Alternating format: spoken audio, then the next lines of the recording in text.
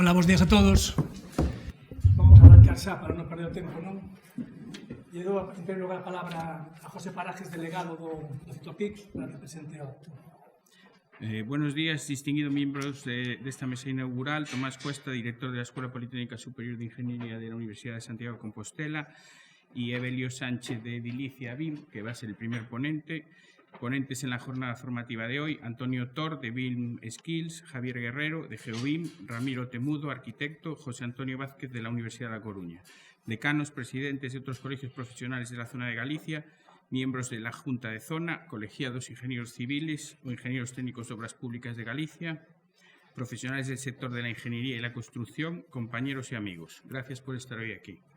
Debemos afirmar con rotundidad que con mayor o menor grado de madurez en su implantación, la metodología BIM es ya una realidad en nuestro país y que ha venido para quedarse. Podemos fijarnos en todo lo que queda por hacer o recordar el camino que llevamos ya recorrido. Nuestro colegio, que representa a los ingenieros técnicos de obras públicas y a los graduados de ingeniería civil, lleva apostando hace tiempo por la implantación del BIM como oportunidad para la transformación digital en los campos de la ingeniería y la construcción. Nuestros sectores deben apostar por la modernización y digitalización para seguir mejorando cada día. Estamos convencidos de ello. Un punto de partida para nosotros fue la constitución en el año 2015 de la Comisión SBIM para el fomento de la implantación del BIM en España.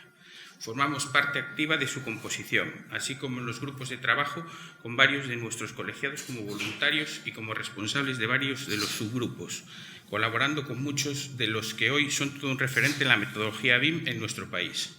Desde el año pasado, la Comisión Interministerial, creada a tal efecto, recoge el testigo de seguir dando el impulso necesario a actuaciones como la presente. Este hecho, junto a los cursos de formación y a las diferentes jornadas y congresos en los que hemos ido participando cada año, nos han hecho avanzar en el proceso de maduración BIM. Y dicho recorrido tiene en la guía que vamos a exponer en esta jornada un hito muy especial y relevante.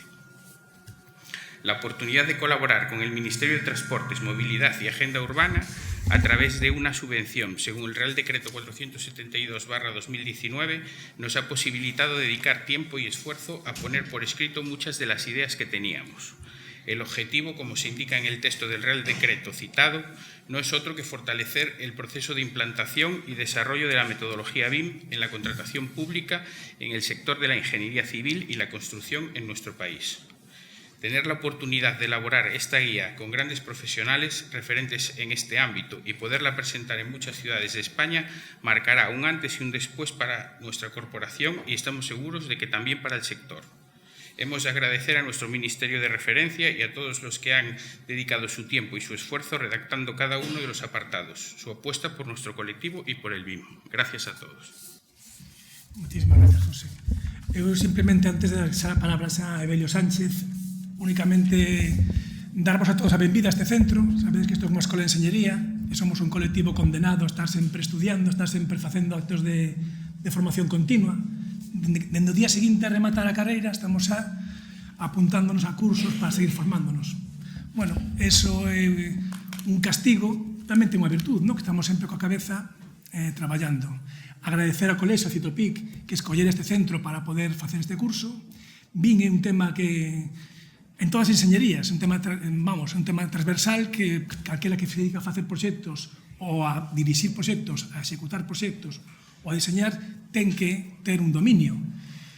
De feito, estamos a facer a preparar un curso ahora tamén co colexio para verano, un curso de 3 días sobre o mismo, sobre BIM, porque quere profundizar é unha competencia que é indispensable a día de hoxe. Entón, eu sen máis, poñer o centro a vosso servicio para calquera cousa, o que salga mal é culpa nosa e o que salga ben é gracias aos organizadores. Así que, nada máis, Evelio, te deixo a ti este fantástico auditorio. Pues vamos alá. Bueno, primeiro, Tomás, José, moitas gracias por terme invitado a, bueno, concretamente a Rafael Perea, que é o culpable de que hoxe este aquí, que parte do Colexio de Enxeñeros Técnicos de Obras Públicas. Contarvos que, o primeiro de todo, supoño que casi todos ou todos os enxeñeiros, e a máis dun chamaría de atención que dentro do programa casi todos somos arquitectos. Eso como primeira reflexión, debería facervos pensar que ao mellor estades nun punto de desventaxa que cada día eu palpo con máis sentido. Que quero dicir con isto? Que, home, eu encantado porque como arquitecto prefiro levar a dianteira, pero cuidado porque están vos comendo terreno. E están vos comendo terreno nun aspecto que hoxe por hoxe sigue sendo pois como novedoso, como ten moito hype, sona moito eso do BIM, pero os que sexades máis vellos igual lembrades cando nas ofertas de traballo se pedía delineantes con coñecementos de CAD. Hoxe a ningún de vos se vos pasa pola cabeza ver unha oferta de traballo na que se vos pida CAD. Dentro duns anos a ninguén se lle pasará pola cabeza que nunha oferta de traballo se pida un enxeñeiro con dominio de BIM ou un traballador con dominio de ferramentas da metodoloxía colaborativa. Segunda reflexión para ter en conta pois, de cara á posible importancia que teña todo isto. Dito así, aínda que sone un pouco apocalíptico, pois tamén hai que decir que, bueno, a mí dá a sensación de que todo o mundo controla o tema porque casi todos os que me rodean controlan o tema. Pero cada vez que me convocan nunha charla ou nunha reunión deste tipo e vexo a afluencia de xente e vexo que algún incluso non se aburre, pois entendo que queda todavía moito camiño que facer. E dentro dese camiño, pois o Ministerio entendeu que a parte de difusión e de formación era fundamental e dentro desa parte de difusión e de formación os colexios toman a iniciativa aproveitando pois os cartos que pomos a dispor ao Ministerio, arrancan coas distintas accións formativas que, do mesmo xeito que vos decía, un arquitecto dentro dun colectivo de enxeñeiros pode resultar anómalo, vos invito a participar en todas as accións formativas, sexa o colexio que sexa quen as convoque. Dito isto, temos por diante 2 horas, entenderedes que pode ser pesado, co cual supoño que de cando en vez me levantarei a seguir falando, porque 2 horas seguidas diante da pantalla non é o punto favorito. E segundo, aquí do que se trata é de sair sabendo cousas. Entonces, si algún de vos ten algunha dúbida, isto dice sempre, despois ninguén levanta a man, pero se algún de vos ten algunha dúbida durante a charla, con toda a tranquilidade podes interrumpir, preguntar o que queirades, porque é preferible que todos marchemos cunha explicación, unha pregunta que podamos entender obvia, a que calquera de vos marche cunha dúbida que pode ser a dúbida de outro compañeiro. Entonces, invítovos a facer ese acto de sinvergonzonería, levantar a man, preguntar, parade, e bueno, si sei perfecto, si non, pois seguro que alguén na sala pode dar algunha pista ou poderemos seguir buscando. Tamén comento isto porque, aínda que me puxeran a min diante da pantalla, non son experto en todo o que ten o proceso da metodoloxía BIM, simplemente tiven a sorte de estar ás veces no momento axeitado, no lugar axeitado e coa xente que tocaba. Por lo tanto, bueno, pensade que este é un documento elaborado a moitas mans, que hai moita xente moito máis coñecedora que a min da metodoloxía e que, polo tanto, pois, hai aspectos que a mí se me escapan, pero dos que podo ter máis ou menos pinceladas ou a veces un coñecemento un pouco máis profundo. Imos alá. Son, tamén vos lo digo, máis de 150 diapositivas, 2 horas, digo, para ir pensando en pitillos, cafés, pises e demais. Todo isto xorde da iniciativa, como decía, do Ministerio de Transporte e Mobilidade e Axenda Urbana, que entende que a implantación da metodoloxía BIM dentro do sector da construcción e concretamente no apartado de contratación necesita dun impulso que nos poña nun andar tecnolóxico relativamente actualizado. Por certo, disculpade, vou pasar a falar en castelán porque ao estarse grabando e sei que hai xente que está á espera da grabación, entendo que vai traspasar polo que xa teño recibido a fronteira galega, así que por deferencia eles seguiré en castellano. Como decía, el Ministerio es consciente de la falta o de la necesidad de modernización en el sector. Y si lo es el Ministerio, no quiero pensar lo conscientes que sois, que somos nosotros, que estamos día a día a pie de obra o delante de la pantalla en los proyectos o lidiando con clientes y con actores que a veces no tienen la educación o la cultura tecnológica que podamos tener nosotros. En este lío, el CITOP, como dice en la diapositiva, consciente de la madurez muy heterogénea, que es una forma muy políticamente correcta de decir que hay gente que todavía no se ha enterado de que esto del BIM viene para quedarse, pues, plantea el desarrollo de la guía de apoyo a los contratos y licitaciones con requisitos BIM. Esta guía la presentamos hoy, estará publicada y a disposición de todo el mundo, supongo que muy en breve, y de lo que se trata es de que sirva de ayuda tanto a administraciones tanto a promotores como constructoras como diseñadores en todo el ciclo de vida de los activos. Y recalco lo de constructores, promotores y por último diseñadores porque en realidad tenemos la mala costumbre de que si no nos lo piden no lo damos. Y probablemente el punto de arranque definitivo, o la eclosión de la implantación de la tecnología BIM, de la metodología BIM, a lo largo de las labores cotidianas en nuestra actividad profesional, lamentablemente vendrá o acabará llegando de la mano de la obligación normativa. Por lo tanto, es conveniente que los que seáis técnicos en administración lo vayáis interiorizando y los que no seáis técnicos en administración que lo vayáis evangelizando para que la administración sea la primera en apreciar el valor de la introducción de esta metodología dentro del flujo de trabajo o del proceso de la vida de una infraestructura, de un edificio, etcétera, etcétera. La estructura de la guía en 10 apartados. Por los pelos no me tocó redactar uno de ellos, cosa que sinceramente agradezco porque la gente que está detrás de cada uno de los apartados es bastante más válida que yo.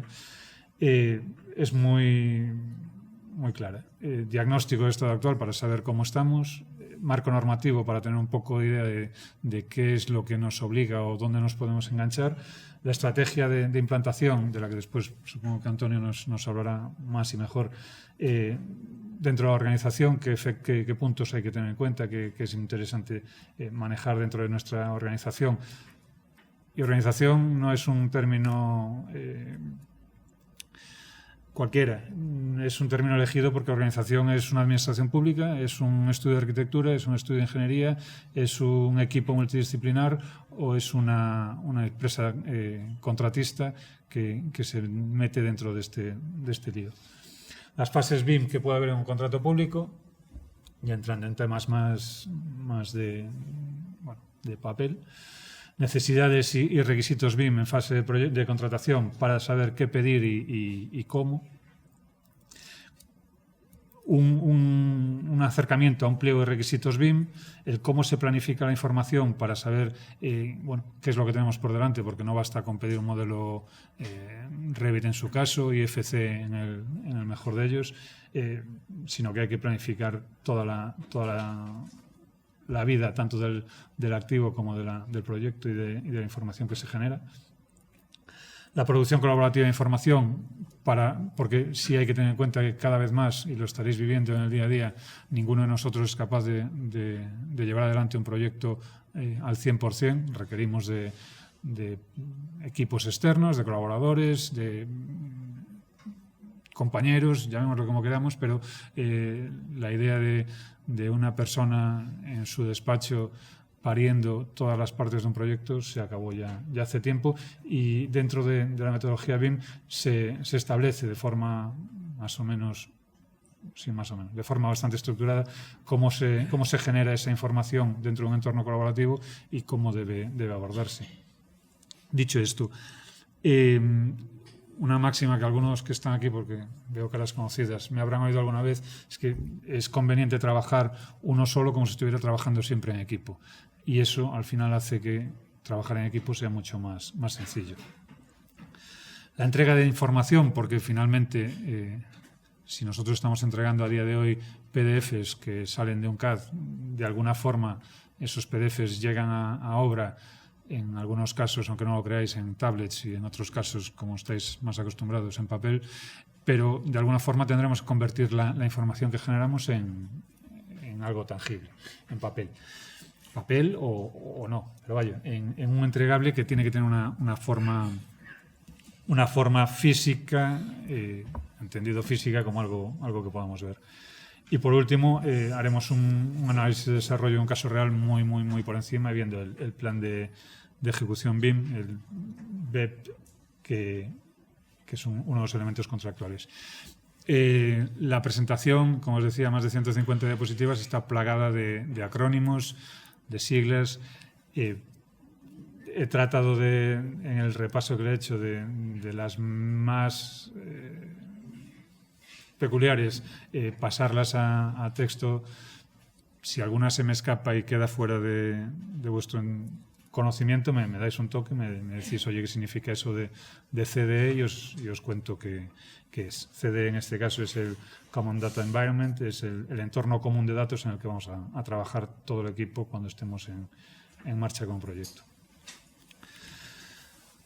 Los contenidos de la guía, como os decía, me libré por los pelos, pero quienes no se libraron fueron esta gente, Ferran Bermejo, Alonso Candelario, bueno, todos estos, gente con mucha experiencia y con bastante saber hacer en el sector. Tenemos desde BIM Managers en INECO, probablemente una de las mayores ingenierías de España, directores de obra, o no recuerdo muy bien cuál era, el coordinador BIM del estadio del Real Madrid, el director, este es Óscar Liébana, Lorena Martín, profesora de la Universidad de La Laguna, Sergio Muñoz, secretario de Building Smart. Los que no conozcáis Building Smart estáis tardando en apuntarlo en el móvil para buscarlo a la salida, porque es una referencia a la hora de trabajar en entornos BIM. Rafael Perea, ingeniero y el culpable de que hoy esté aquí. En fin, todos ellos, incluso Jorge Torrico, creo que es el subdirector BIM de INECO, todos ellos, gente con unos perfiles que os invito a seguir o a comprobar en LinkedIn, porque cualquiera de ellos tiene experiencia y conocimiento para dar una charla de estas durante todo el día y no acabar tema. Arrancamos. ¿Cómo estamos? Pues este gráfico, que supongo que difícilmente se leerá desde ahí, dice los miles de dólares por trabajador que va generando la industria. Y en nuestro caso, en la construcción, tenemos bastante bajo el nivel de productividad por trabajador. Eso no quiere decir que seamos muy vagos, quiere decir que el trabajo que hacemos no es todo lo eficiente que podría ser. Pensad que si alguien en una máquina del tiempo, como la de los estos de la serie de televisión, se colase en una obra en la que podéis estar cualquiera metidos y viniese desde, pues ya no digo la Edad Media, pero desde el siglo XIX hasta aquí, se encontraría con que en la obra tampoco ha cambiado tanto. Efectivamente va a haber maquinaria de alta tecnología para alguien del siglo XIX, pero una grúa va a seguir haciendo el trabajo más o menos de la misma forma, con un motor, pero más o menos de la misma forma. Los elementos de obra van a ser más o menos los mismos y se van a colocar de formas muy similares, con lo cual, si lo pensamos bien, en 15 días tendríamos ese trabajador del siglo XIX pues por lo menos operativo dentro de la obra. Sin embargo, imaginaos que nos traemos a un contable del reino y lo ponemos en una asesoría normalita, nada de gran tecnología, y lo sentamos delante de un ordenador. Y lo ponemos a hacer los mismos procesos contables que podía estar haciendo para Luis XV, para una empresa, para una pyme española. Pues estaréis conmigo que no le van a llegar 15 días para meterse en ese flujo de trabajo. Esto debería darnos una pista ya de cómo me resisto a decir retrasado, pero sí cómo de poco tecnificado está nuestro sector. Y eso redunda en una baja productividad que, bueno, tampoco nos engañemos, no todo es culpa nuestra. El sector es un sector bastante inmovilista, la capacidad de innovación, aunque la hay, no siempre es bien acogida, y decir esto en una escuela de ingeniería es triste, pero de aquí salen muy buenos ingenieros con muy buenas ideas que finalmente el mercado no es capaz de absorber y de poner en marcha. Sin embargo, ha habido otros sectores, y lo siento, pero siempre se pone el mismo ejemplo, el de la aeronáutica, por ejemplo, en el que a nadie se le escapa que no hay los desfases, los problemas, y desde luego donde la innovación no se penaliza o no se ve con tanto recelo como la construcción. Pensad que un avión se hace una vez, se hace bien la primera vez, cuestión aparte del 737 y los últimos problemas que ha tenido, pero se hace bien la primera vez y después se va mejorando. Claro, diréis, hombre, si yo pudiese hacer una carretera, un puente o un túnel 3 millones de veces, seguro que 3 millones me salía mucho mejor. Como no podemos, nos tocará recurrir a alguna de las herramientas que la aeronáutica, por decir el ejemplo más tópico, tiene entre sus manos. Y las herramientas que tiene es la fabricación digital previa a la puesta en marcha de cualquier proyecto, cualquiera de los aviones, coches, incluso lavadoras que se fabrican en el mundo, se desarrollan, se pulen y se ponen en marcha antes de que empiece el proceso de fabricación en sí. Pues el BIM impulsa esa industrialización del sector precisamente tratando de construir o de anteceder la construcción física en forma de construcción digital. Y vamos a ver si se ha demostrado solvente en otros sectores, por lejos que nos parezca que esté la aeronáutica o la ingeniería de producto. No veo, somos muchos los que no vemos obstáculo para que esto sea así en la industria, en el sector de la construcción. Como imagino, y haciendo caso al primer párrafo, que el conocimiento, la implantación de la metodología BIM es muy heterogéneo dentro del sector y por lo tanto en vosotros y en nosotros también, lo siento por el que ya hayáis visto esta parte de la presentación en otras muchas, porque esto de qué es BIM, cuáles son las dimensiones del BIM, qué usos tiene el BIM, qué es un plan de ejecución BIM o qué es un LOD y un nivel de detalle o un CDE, pues lo tendrá sabido. El que no, estoy seguro que agradecerá por lo menos saber dónde está aterrizando. A nivel internacional, este es un mapa del 2017, la adopción de la metodología BIM es muy heterogénea.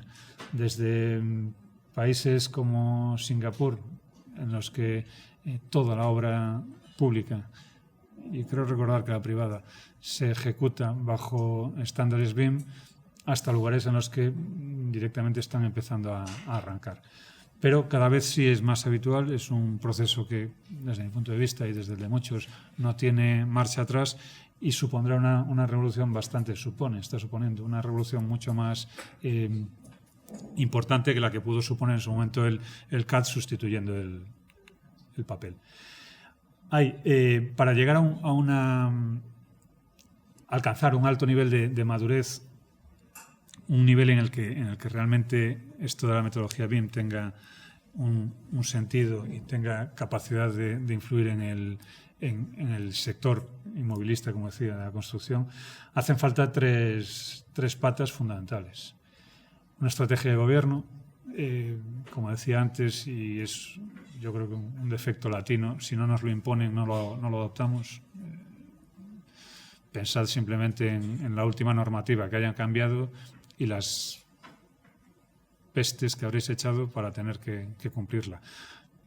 Bueno, lamentablemente si no nos imponen las normas no las cumplimos, pero también es cierto que no basta con promulgar una ley o escribir un decreto, publicarlo en el BOE y echarlo a andar.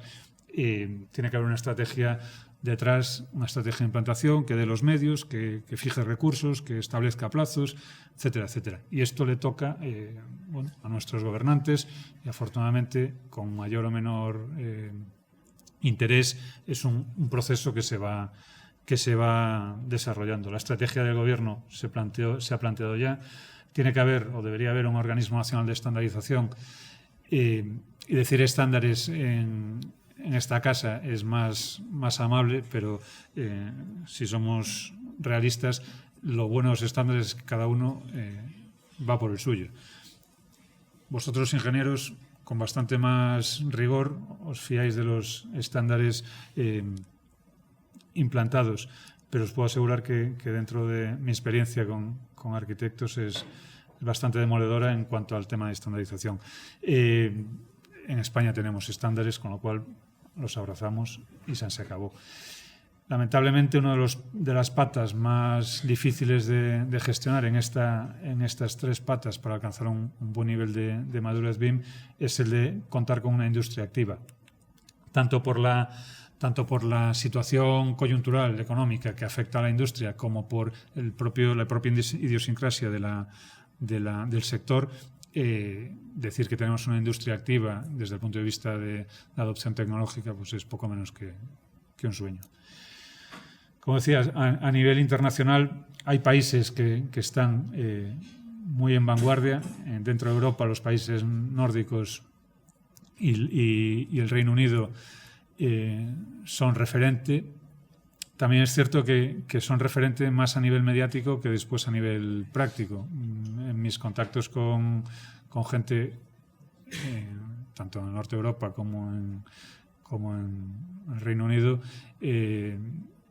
dice que efectivamente hay un alto nivel de madurez BIM, pero que tampoco es que todo el mundo esté en todo momento a la última.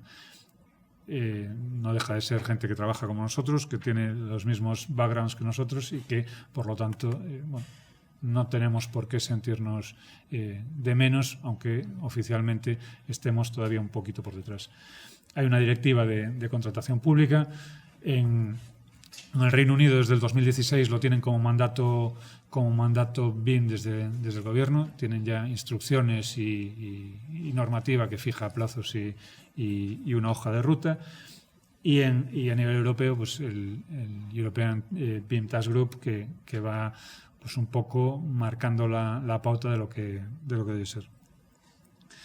En Estados Unidos es mucho más abierto, pero finalmente la GSA, que es la General Service Administration, algo así. La administración pública americana exige el uso de BIM. Han parido una de las guías del plan de implantación BIM, plan de ejecución BIM más utilizadas, que debe ser la de la Universidad de Pensilvania. Han definido los niveles de detalle, esto de los LOD. Han incluso parido pues, formatos como el COBIE, que es un formato de intercambio de información destinado a la gestión de activos después de su puesta en funcionamiento. Con lo cual, referencias dentro del mundo anglosajón vais a tener para abrumar. Y advierto lo de para abrumar porque al final puede desalentar bastante el hecho de verse dentro de un mar de información que nos sobrepasa a cualquiera. Solo la intención de leer todo lo que hay publicado en normativa y en estudios sobre metodología BIM es inabarcable. Con lo cual, yo entiendo que la aproximación debe ser un poco más blanda que el decir me lo voy a tragar todo en 15 días. Y en Latinoamérica, que siempre lo hemos visto con una cierta condescendencia desde Europa, puedo decir que a día de hoy nos están dando lecciones y grandes lecciones. Para empezar, Chile que está guiado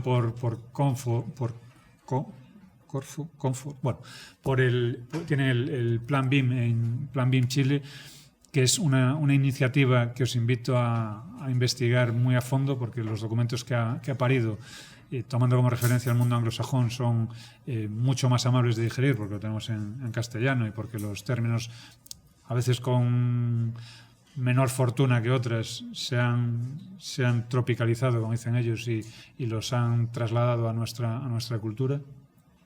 Pero tiene una iniciativa muy puntera, que está tirando del carro en toda Latinoamérica. Y digo tirando del carro porque recientemente se ha conformado no recuerdo si se llama, la red BIM de gobiernos latinoamericanos, en las que está prácticamente todos: Argentina, México, creo recordar que Perú, Chile, por supuesto. Y dentro de esa reunión, que ha sido hace un mes, la primera reunión de la red BIM de gobiernos, han decidido que Carolina Soto sea Carolina Soto es secretaria del Plan BIM Chile. Espero no equivocarme en el cargo, pero bueno, Carolina sí ha tomado la presidencia de esta red BIM de gobiernos, y su objetivo es tener una vigilancia y una referencia, ser una referencia para cualquiera de los gobiernos en la región para la implantación de la metodología BIM. Os puedo decir que ahí pone México, Argentina y Perú, pero Costa Rica, Guatemala, cualquier país sudamericano en el que podáis estar pensando, tiene a día de hoy una actividad relacionada con BIM muy potente. Y no es casualidad, en muchos casos, simplemente porque trabajan como aterrizadores de proyectos de inversionistas americanos, de inversionistas norteamericanos en su región, o muchas veces porque, aceptémoslo, son mano de obra más barata que en otros ámbitos, y se utilizan como trabajadores muy cualificados para desarrollar proyectos, incluso desde aquí, desde España. Insisto, os invito a investigar un poco en la red BIM de gobiernos, y como no, si hay alguien que se postule para ser su gerente, que sepáis que está abierta la candidatura para representarla en toda Latinoamérica. Aunque lo que ya os voy diciendo puede daros idea de que hay algo que está empezando a entrar en ebullición para hacer o para conformar una tormenta perfecta en la que BIM salga como una metodología implantada y seria, podemos leer unos cuantos indicadores que nos dan ya idea de que esto está siendo así. El hecho de que haya licitaciones públicas con solicitud de requisitos BIM, nos da una idea de que algo tiene que estar moviéndose. No sé si os habéis encontrado ya con algún caso concreto, si en algún pliego os han pedido modelos BIM, si estáis aquí porque no sabíais ni que hubiese licitaciones de ese tipo, etcétera, etcétera. Pero que sepáis que a mí por lo menos me ha llegado ya algún compañero vuestro a solicitarme colaboración para cubrir la parte de la metodología BIM que le exigen un pliego y que no tiene directamente ni idea de por dónde empezar a tomar. La publicación de normas y guías BIM también es un elemento, un indicador que puede darnos idea de que algo está pasando. Sin duda, la oferta formativa BIM, que supongo que os abrasa el correo electrónico cada día, es otro factor que está dando una pista clara de que eso está moviéndose. Yo creo que no pasa día en el que en algún anuncio de internet o en algún correo electrónico no me llegue un máster, un curso de especialización, una jornada, un evento, lo que sea. Y eventos, como dice en el último punto, congresos y publicaciones que día a día se convierten en elementos de referencia para tomar nota de lo que está pasando en este ambiente y para tomar nota de hacia dónde se está dirigiendo. Y por último, ofertas de empleo BIM, lo decía al principio. Seguro que más de uno, los que estéis en proceso de búsqueda o de cambio de empleo, habréis visto más de una vez ofertas de empleo en las que se exige conocimientos de metodología BIM. Debo reconocer que después de 2 años, y aquí meto cuña, llevando un proyecto en el que publicamos ofertas de trabajo específicamente BIM, hemos visto un cambio una pequeña variación de rumbo en el sector. El que crea que manejando Revit ya tiene puesto asegurado, que se vaya olvidando. Ya no es que te pidan metodología BIM, sino que te piden manejo de modelador, pero también conocimientos de planificación con metodología BIM, conocimientos de visualización, conocimientos de mediciones y presupuestos con metodología BIM, programación con lo más habitual es Dynamo para Revit, pero conocimientos de programación para poder automatizar tareas dentro de los flujos de trabajo que implica esta metodología, etcétera, etcétera. Con lo cual, si alguno pensaba que con el curso de Revit ya estaba cubierto su cupo, como decía al principio Tomás, nos toca aprender día a día desde el momento en que recibimos el título, y en este caso no es menos. Aprender a trabajar con un modelador está bien. Aprender a trabajar con varios modeladores creo que está un poco mejor. Y sobre todo aprender que esto no es una cuestión de manejar una herramienta, sino de entender cómo trabaja el equipo completo dentro del proyecto, me parece bastante más interesante. Y ahí entra pues toda la parte que he dicho de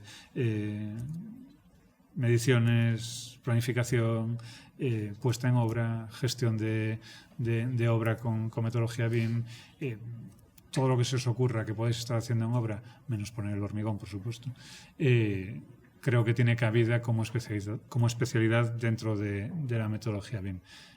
Por poneros un ejemplo, hay quien solo hace planes de seguridad dentro de esta metodología. Bueno, pues me parece lo suficientemente específico como para que tenga sentido el olvidarse de que basta con saber manejar un modelador, que normalmente va a ser Revit.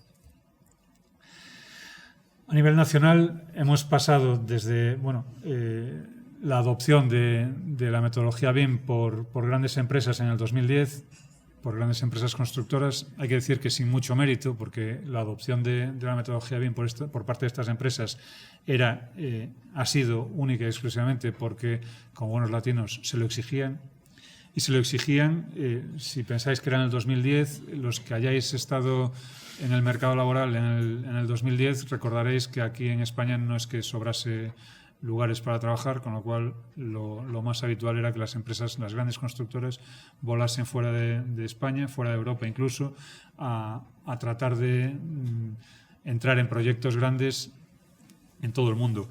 Y en todo el mundo se dieron cuenta de que el Canal de Panamá tenía un plan de ejecución BIM que había que acatar, que Qatar tenía unos metros que se estaban construyendo con metodología BIM y que si querían entrar a trabajar en ellos tenían que ponerse las pilas, etcétera, etcétera. Con lo cual en el 2010 no hay mentes preclaras que decidan que van a abrazar la tecnología porque es el futuro, sino que asumen que hay un mercado del que se están quedando fuera porque no tienen capacidad en casa de trabajar con esa metodología.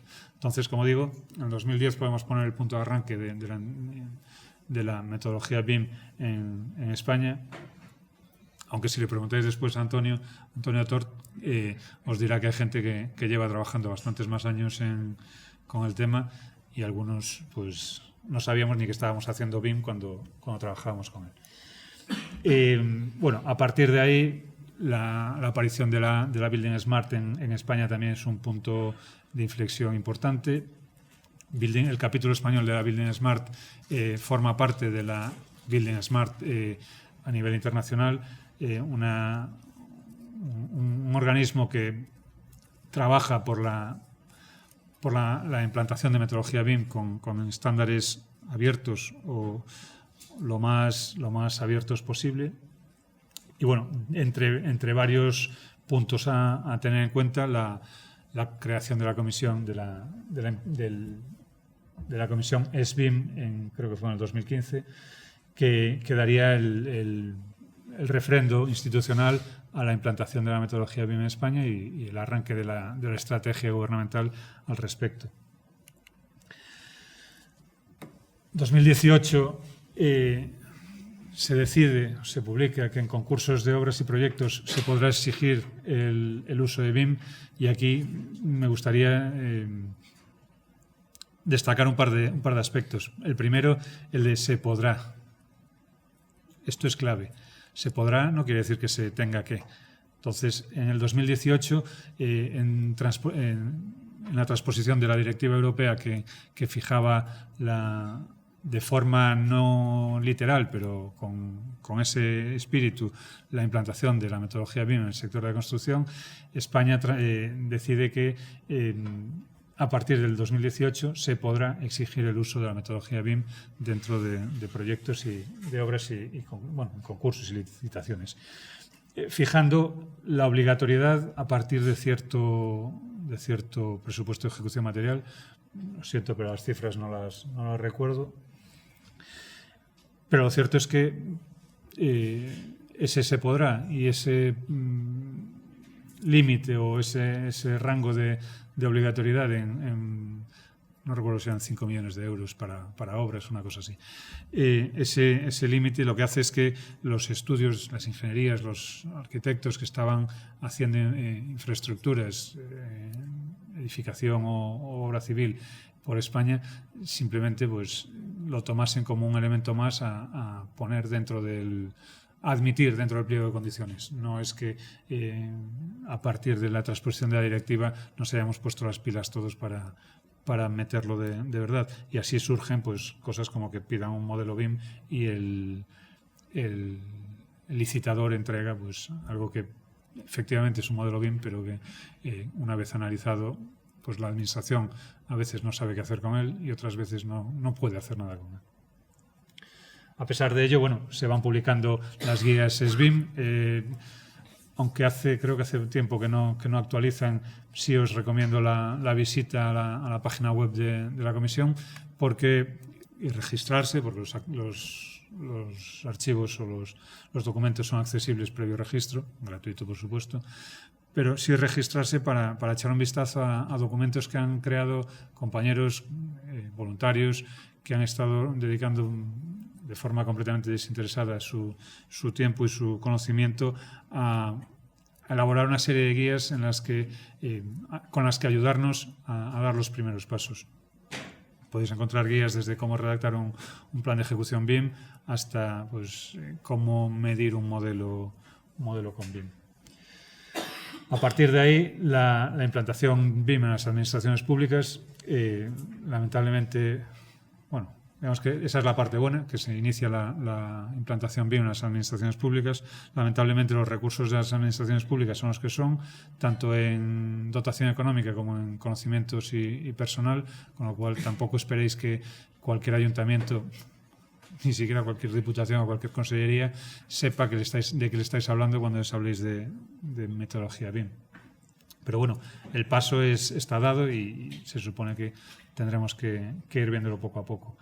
Un paso importante a finales de este año pasado, del 2019, fue la publicación de la norma UNE, la 19650, que viene a sustituir a la normativa de referencia hasta entonces, que era la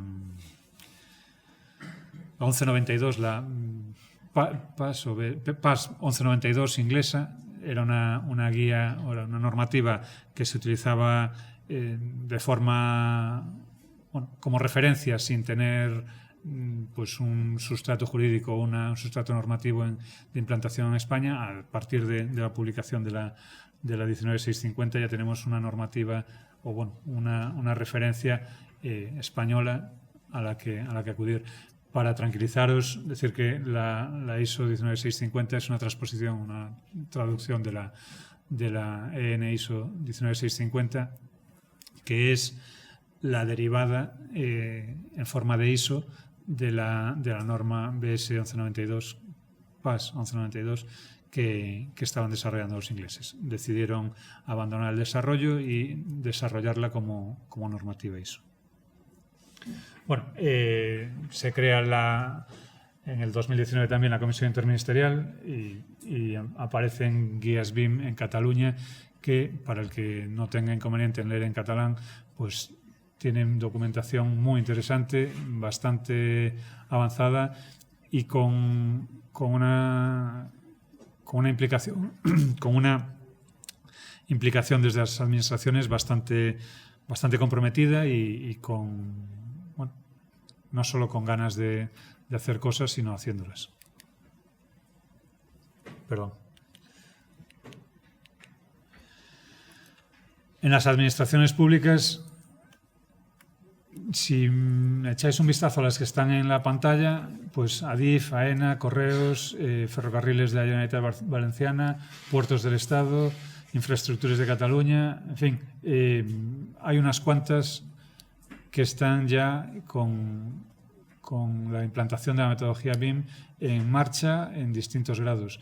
Infraestructuras de Cataluña es uno de los referentes a la hora de ver publicaciones y generar contenido. Área Metropolitana de Barcelona también tiene publicaciones más que interesantes, pero por ponerle un pero, si os fijáis, aquí no hay ninguna consellería, no hay ninguna diputación, no hay ningún ayuntamiento que ponga la cabeza. Son todas empresas que están, porque son empresas, son administraciones públicas, pero si adoptan BIM es porque desde el punto de vista empresarial supone un factor de competitividad. Son empresas que tienen en la gestión de sus infraestructuras un activo que necesita de información para ser gestionado. Y ahí entiendo que es donde todos estamos nadando. ADIF, por supuesto, cualquier obra de las que acometa desde la implantación BIM debería estar bajo esta metodología. AENA tiene unos estándares bastante estrictos al respecto. En fin, son, si no administraciones públicas entendidas como tales, sí empresas públicas que tienen interés y por supuesto compromiso con la implantación de esta metodología. Tampoco nos engañemos, no por un interés altruista, sino porque redunda en una cuenta de beneficios, una cuenta de resultados que genera beneficios a final de año. Dicho esto, cualquiera de los que queráis trabajar con alguna de estas administraciones, que sepáis que estas empresas, que sepáis que antes o después os va a tocar pasar por el conocimiento de metodología BIM y por el conocimiento de sus estándares y de su forma de trabajar. Las licitaciones públicas con requisitos BIM han ido creciendo desde el año 2017 hasta las últimas cifras. Esto, si no me equivoco, es efectivamente la fuente es Building Smart. También la Comisión SBIM va publicando con cierta regularidad datos de licitación. Lo cierto es que si leéis las cifras, en edificación, en 3 años se ha más que duplicado el volumen de licitaciones en las que hay algún tipo de requisito BIM en la licitación. En infraestructuras el salto ha sido mucho más grande. También es cierto que partíamos de 13 y para llegar a algo más de 110, pues el salto es enorme. Pero la lectura es que esto está funcionando, o sea, está moviéndose, y lo que nos toca es ponernos las pilas, porque antes o después vamos a chocar ahí. Y vamos a chocar, si nos pilla con defensas, pues bastante mejor, y sobre todo si nos pilla con conocimiento estaremos por delante de nuestros competidores, o por lo menos al lado de ellos. En Galicia, bueno, digo en Galicia, el mapa es español, pero aquí nos toca fijarnos en lo nuestro. Curiosamente, en edificación estamos casi al final de la lista en cuanto a licitaciones con requisitos BIM, y sin embargo en infraestructuras estamos no a la cabeza, pero bien arriba. Lo triste es que dentro de este mapa todavía hay mucha zona blanca, y que dentro de este mapa hay bastante sitio en las zonas bajas. bueno, es una reflexión que hay que hacer. Si nos toca ponernos las pilas, también tenemos claro dónde podemos acudir con mayor solvencia. Insisto en que Galicia en infraestructuras está de las altas. Y vamos a empezar con el marco normativo. Desde el 2007, que en Noruega y Finlandia empezaron con las estrategias de implantación BIM a nivel gubernativo, se ha buscado transformar y convertir el sector, como decía antes, poco tecnificado y con un nivel de eficiencia pues por lo menos discutible. Se ha buscado transformarlo y sobre todo con una cuestión en la cabeza: evitar sobrecostes. Somos conscientes, o creo que todos somos conscientes, de que hay prácticas en el sector que viven en esa zona gris, que son los modificados y que son las indefiniciones en obra. El Gobierno en su momento toma conciencia de que eso es un problema más que importante y decide actuar sobre él con las armas que tiene. Las armas que tiene, resulta que entre ellas está la herramienta que supone la metodología BIM. Evitar sobrecostes en las obras paga sobradamente los costes que pueda producir la implantación de una metodología BIM en las mismas y, desde luego, facilita, por supuesto, la gestión de los activos a posteriori. Pensad que si tenemos que recurrir a la gestión de un activo consultando planos en papel, en el mejor de los casos PDFs, o en algunos casos bases de datos que son propias de esa administración, cuando no de esa obra en concreto, pues poca competitividad estamos dando. Si tenemos un estándar o por lo menos un lenguaje común en el que manejarnos con esa gestión, vamos a tener la gestión del activo, que es la parte que se come mayor presupuesto, bastante más controlada. Pero antes tendremos con esa gestión, con metodología BIM de la obra y del proyecto, tendremos la garantía de que los sobrecostes se minimizan, me cuesta decir que se evitan, y que la planificación, por lo menos, no se justifica una mala planificación. Después pasan cosas, pero por lo menos se reducen estas cuestiones. Como decía, en el 2007 arrancó, efectivamente. En 2007 arrancaban algunos de los países más al norte de Europa y en España la obligatoriedad de licitación la obligatoriedad de incluir los requisitos BIM en licitaciones, pues tiene ahí una incógnita porque, como os decía antes, se podrá exigir. En todo caso, el plazo que se marcaba creo que era el 2025. Todo esto viene de la Directiva sobre Contratación Pública que se publica en el 2014 en la Unión Europea. Se transpone inmediatamente como ley en la Ley de Contratos del Sector Público en España 3 años después. Y habla de las herramientas BIM, de la calidad, de estándares abiertos y del ciclo de vida de los activos. Concretamente, y disculpad que lea la diapositiva, para contratos públicos de obras, de concesión de obras, de servicios y concursos de proyectos y en contratos mixtos que combinen elementos de los mismos, los órganos de contratación podrán exigir el uso de herramientas electrónicas específicas, tales como herramientas de modelado digital de la información de la construcción, entre paréntesis BIM. Todavía no hay una... Digamos que la apertura que se trata de dar a la redacción pues no centra en el uso de una herramienta concreta. O herramientas similares. En esos casos ofrecerán medios de acceso alternativos según lo dispuesto en el apartado 7 de la presente disposición adicional hasta el momento en que dichas herramientas estén generalmente disponibles para los operadores económicos. Y esto ha dado lugar a una cantidad de literatura y de discusiones tremenda, porque efectivamente permite y promueve, pero no obliga, y porque fija que en estos casos ofrecerán medios de acceso alternativos según lo dispuesto en una disposición transitoria, y esos medios alternativos, lo creáis o no, hay quien ha pensado incluso que podría exigir a la Administración que le facilitase la licencia de Revit, de Allplan o del modelador que vaya a utilizar. bueno, es una lectura muy parcial. Lo cierto es que si lo leemos con un mínimo de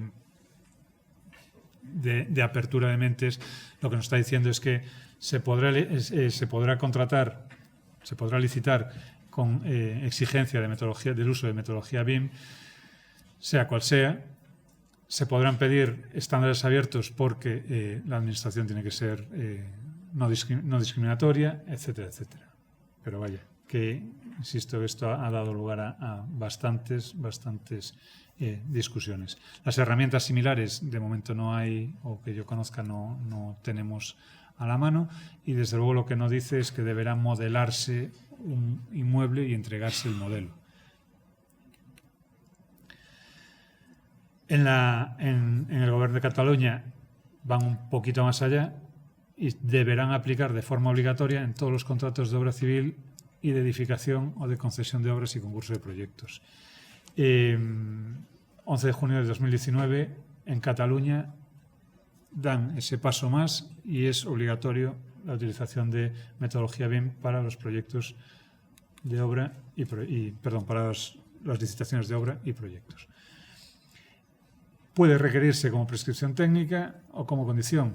Ahí ya cada uno. Y los umbrales podrán no tenerse en cuenta, pero ahí el organismo que licita tendrá que justificarlo. En la práctica, yo creo que es más fácil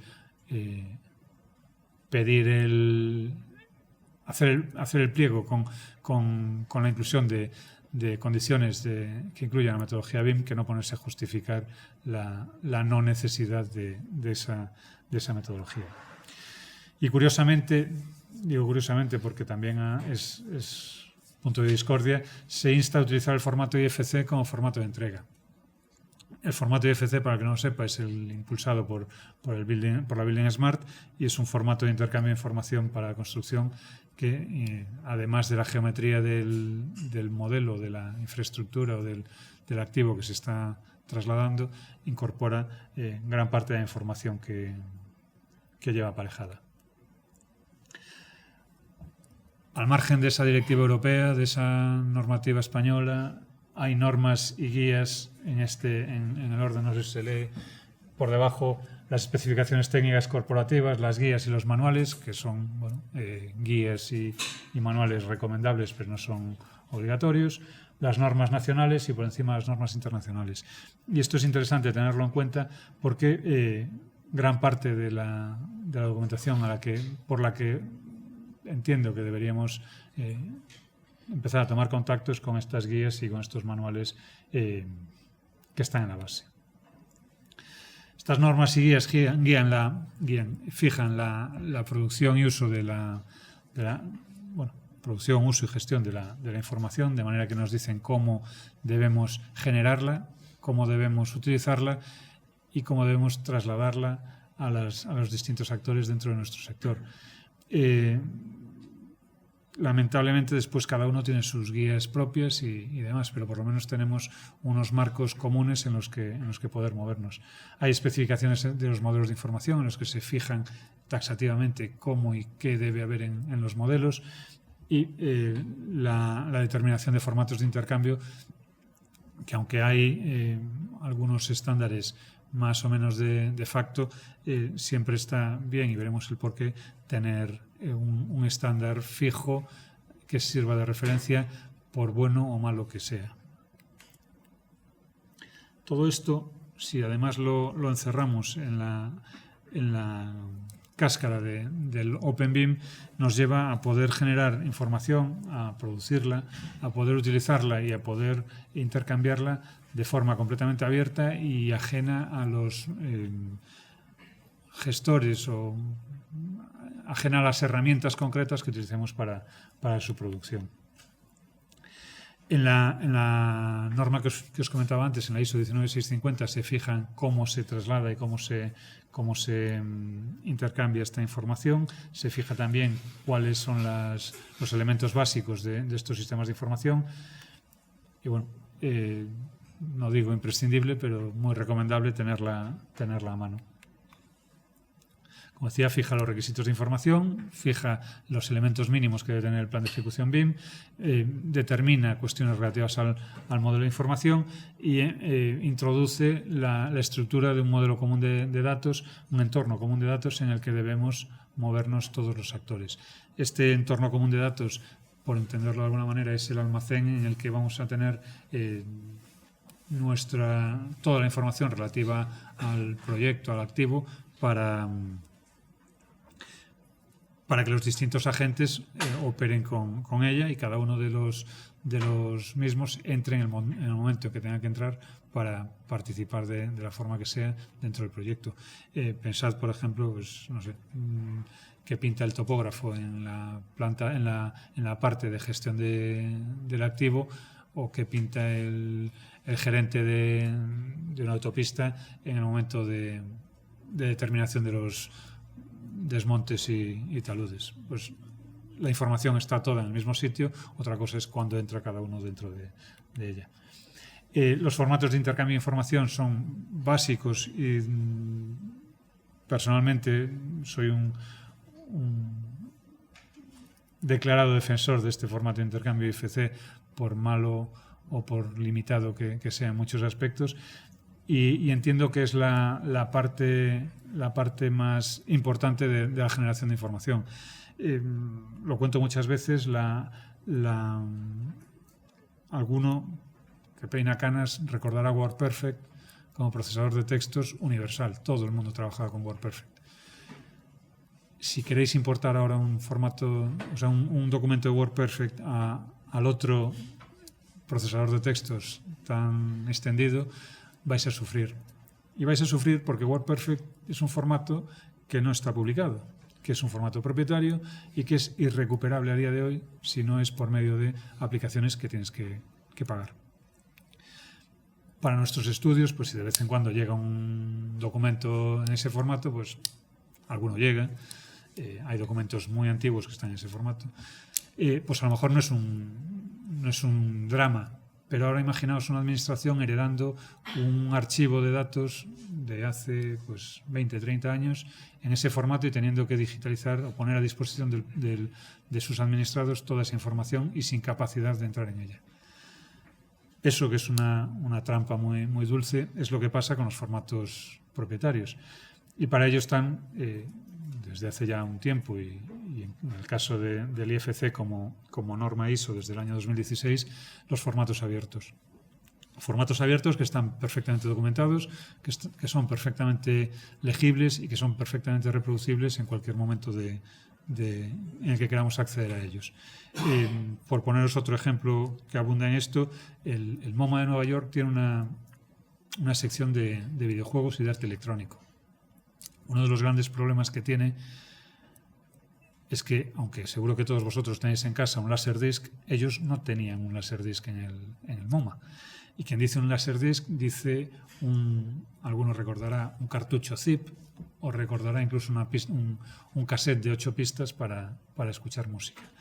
La tecnología va evolucionando y los formatos se van quedando obsoletos. Si no están documentados y perfectamente accesibles, no solo perdemos la tecnología, sino que perdemos el acceso a los datos que han generado los que nos antecedieron. En ese sentido, IFC, reconozco que no es un formato perfecto, dista bastante de serlo. La evolución, bueno, no hay más que decir que se está desarrollando la versión 5 y la que más se utiliza todavía es la 2X3. Pero bueno, es el formato que nos sirve de intercambio y es el formato que entiendo que deberíamos, por lo menos, investigar todos en su día a día.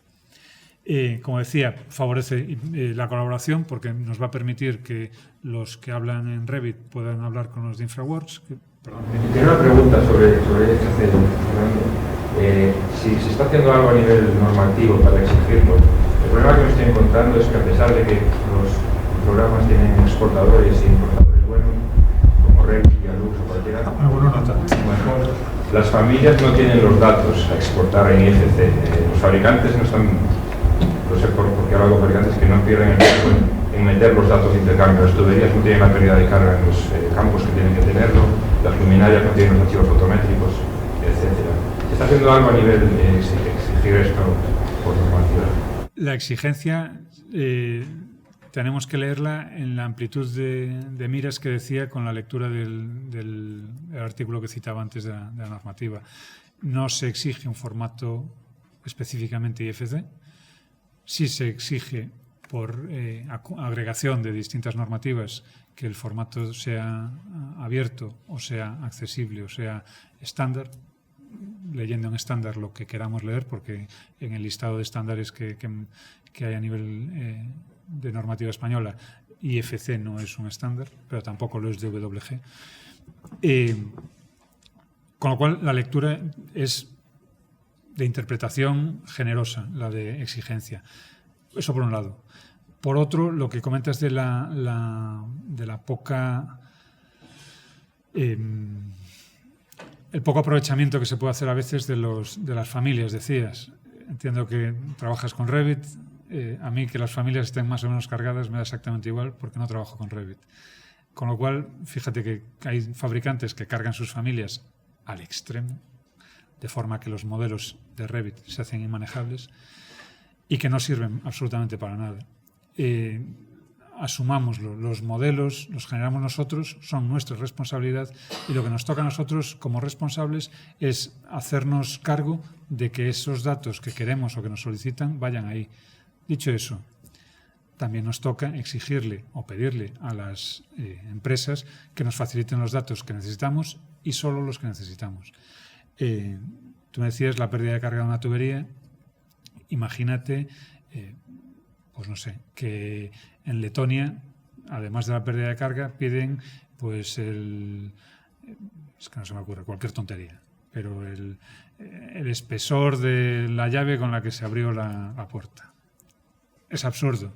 Sin embargo, los fabricantes tienden a meter ese parámetro letón en las familias, con lo cual las posiciones son bastante divergentes. El que no quiere nada en sus familias, porque ya se encarga él, que es el responsable de lo que pone ahí, de meter los datos, o el que quiere absolutamente todos los datos, porque así ya no tiene que meterlos.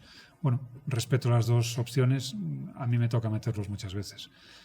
Y prefiero meterlos, porque cuando los meto, soy responsable de lo que meto y sé lo que hago.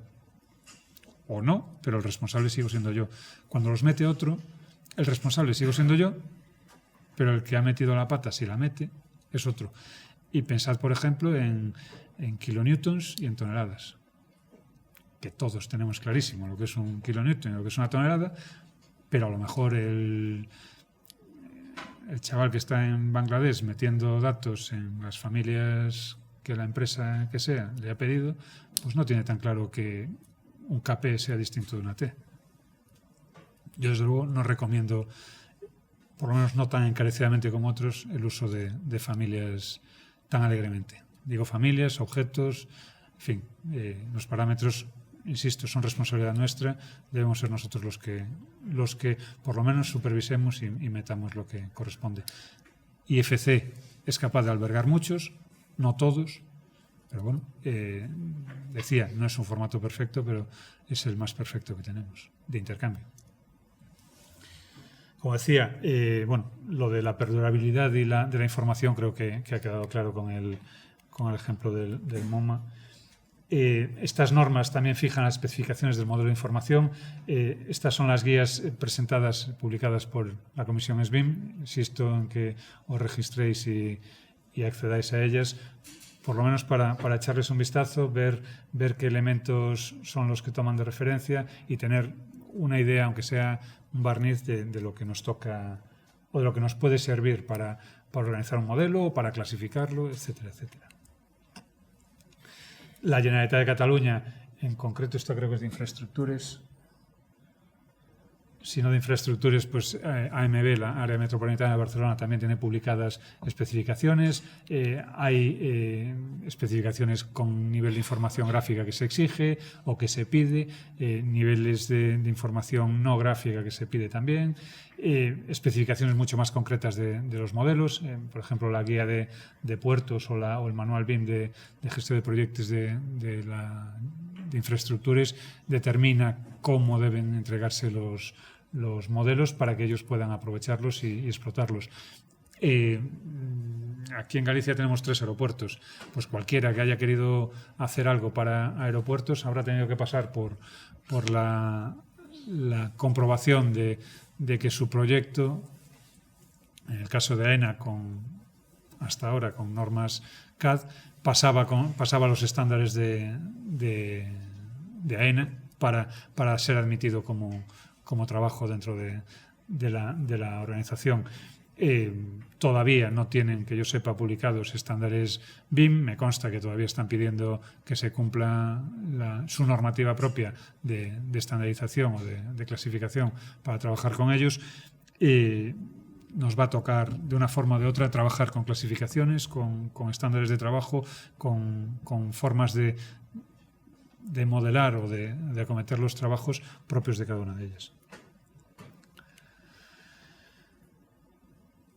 Al hilo de esto, si alguno ha trabajado con aeropuertos, sabrá que hay empresas que se dedican única y exclusivamente a normalizar la documentación que va para proyectos de AENA. Bueno, pues si eso no es una oportunidad de negocio en BIM, que me diga alguien qué lo es. Vamos con la estrategia de implantación en BIM y la visión de la organización. En este caso vamos a analizar, los datos del sector de la construcción creo que son claros para todos. Que la construcción es un elemento estratégico en la generación de riqueza y en el conjunto de la actividad industrial de un país está bastante claro, por lo menos tras la lectura de cifras como que en Europa conforma el 9% del PIB europeo. 1,3 billones de euros se mueven en nuestro sector, con más de 18 millones de personas ocupadas en él. Curiosamente, de esos 18 millones de personas, el 95% en pequeñas y medianas empresas. Si tenemos en cuenta que pequeñas y medianas, hay medianas empresas que son de un par de cientos de trabajadores y que hay pequeñas empresas que son de 1 o 2, la cifra es un poco engañosa, porque de ese 95% mirad a vuestro alrededor y pensad cuántos no son pymes, sino que son micropymes. Despachos con 2 ingenieros, con 3, con 5 en el mejor de los casos. Un estudio de 20 ingenieros en Galicia, seguro que los podéis contar con los dedos de una mano. Bueno, lo cierto es que 18 millones de personas estamos ahí metidos y generando el 9% del Producto Interior Bruto de Europa, no somos los que más productividad generamos. De hecho, si la media de industria está por encima del 150%, la construcción está por debajo del 10%. Perdón, está en un 10% negativo. No somos el que mayor digitalización tiene, por más que todos llevemos un teléfono móvil con WhatsApp. No somos el que mejor uso hace de la tecnología de información, por más que recibamos y enviamos presupuestos por correo electrónico. Estamos bastante lejos de la adopción de la tecnología en nuestro sector. Cuando le hablas a un gerente de una empresa constructora, por decir marcas comerciales, de Power BI o de Tábula, creo que era, en fin, de herramientas de control de su producción con datos tomados de obra en tiempo real, no sé a vosotros, a mí la cara que se me ponía delante era con los ojos abiertos y de no saber qué le estaba preguntando. Es una lástima que casi todo el conocimiento de las empresas constructoras de nuestro país resida en hojas de cálculo. Y digo que es una lástima porque seguro que más de uno se ha visto delante de una hoja de cálculo de miles y miles de celdas, enlazadas con miles y miles de celdas y con cientos, dejémoslo en decenas o en unas pocas hojas de cálculo que están repartidas por un servidor que ojalá el día que falte, ponedle el nombre que queráis porque todos conocéis a quién es, ojalá que el día que falte no pase nada, porque ni tenemos conocimiento abierto, ni tenemos un uso de la tecnología, un hábito de tecnología, una cultura tecnológica lo suficientemente amplia y avanzada como para, primero, discutir de tú a tú con según qué actores en nuestro escenario, y segundo, para aprovechar la potencia que esas herramientas tienen. Sin dar nombres, os comento como anécdota que en una ocasión, gerente de una constructora me decía que su empresa las cifras no se las creía. Y era el gerente. Y no se las creía porque había descubierto que llevaban obra tras obra heredando la misma hoja de cálculo, se copiaba, se modificaban determinadas partidas y, bueno, trabajamos sobre plantillas, no tiene sentido inventar la rueda cada vez. Pero me comentaba que descubrió que la hoja de cálculo, la suma, la hacía por poner cifras, hasta la fila 100, cuando las partidas llegaban a la 150. Con lo cual, sus ratios de productividad y sus niveles de beneficio no es que fuesen ligeramente equivocados, es que no le cuadraba nada. Y todo esto en un panorama en el que, como os decía, había cientos de hojas de cálculo repartidas por un servidor en el que, aunque suene a coña, alguno tenía nombres tan simpáticos como presupuesto definitivo 2. Si hay el definitivo 2, a lo mejor hay el definitivo 3 y no lo encuentro. En fin, ese es el nivel tecnológico que está en nuestros despachos, porque todos estamos ahí. En mayor o menor medida, pero todos estamos ahí. Esta cifra de menos 10% no es casual. Y si la pensamos un poco, entendemos el porqué. Otra cosa es que el propio mercado quiera ponerse las pilas para despuntar ahí, o que nosotros seamos los partícipes de esa, aunque suene grandilocuente, revolución que puede suponer la industria 4.0. Hay que meter palabras de cuando en cuando, dentro de la construcción. Si otras industrias pueden, yo no entiendo el por qué nosotros no podemos. Ya no os digo trabajar con un ERP para llevar la gestión de obra. Si pilláis a cualquier ingeniero de producción de una empresa alimenticia y lo ponéis en construcción, puede, dos cosas: o tirarse por la ventana al día siguiente porque no sabe ni por dónde empezar a gestionar la producción, o tragarse lo que haya y recordar el resto de su vida lo bien que vivía haciendo yogures. Porque las herramientas con las que cuenta son tan distintas y los resultados son tan dispares que puede resultar frustrante para cualquier profesional. Insisto en que en nuestra mano está ser los embajadores tecnológicos en nuestras empresas. Curiosamente, eso después se refleja en cifras. Si la industria tiene un reparto de costes en el que la producción se lleva el 62%, resulta que la construcción se lleva casi esa misma cifra en pérdidas. O sea, cualquiera que inicia una obra y hace un análisis económico serio y dice, bueno, esto entra tanto, sale tanto, beneficio lo que toque. Si no tiene en cuenta que la idiosincrasia del sector es el que es, se lleva un palo, pero de este calado. Un palo en el que, si yo cuento con que tengo en pérdidas, por lo que sea, un 26%, resulta que en pérdidas tengo casi 3 veces más. 2 veces más, siendo generosos. Pero es que encima, en medios auxiliares, nosotros nos llevamos la tercera parte de nuestro coste, cuando la industria se lleva apenas un 10%. Algo debería hacernos reflexionar aquí. Porque no es que no podamos prescindir de los medios auxiliares, pero es que a lo mejor la planificación de los mismos tiene que ser otra.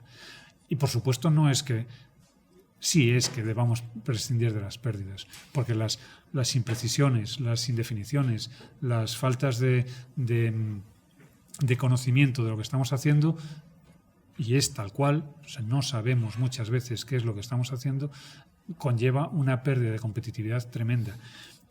¿Cuántos de vosotros el día 0 de obra sabíais lo que iba a costar la obra?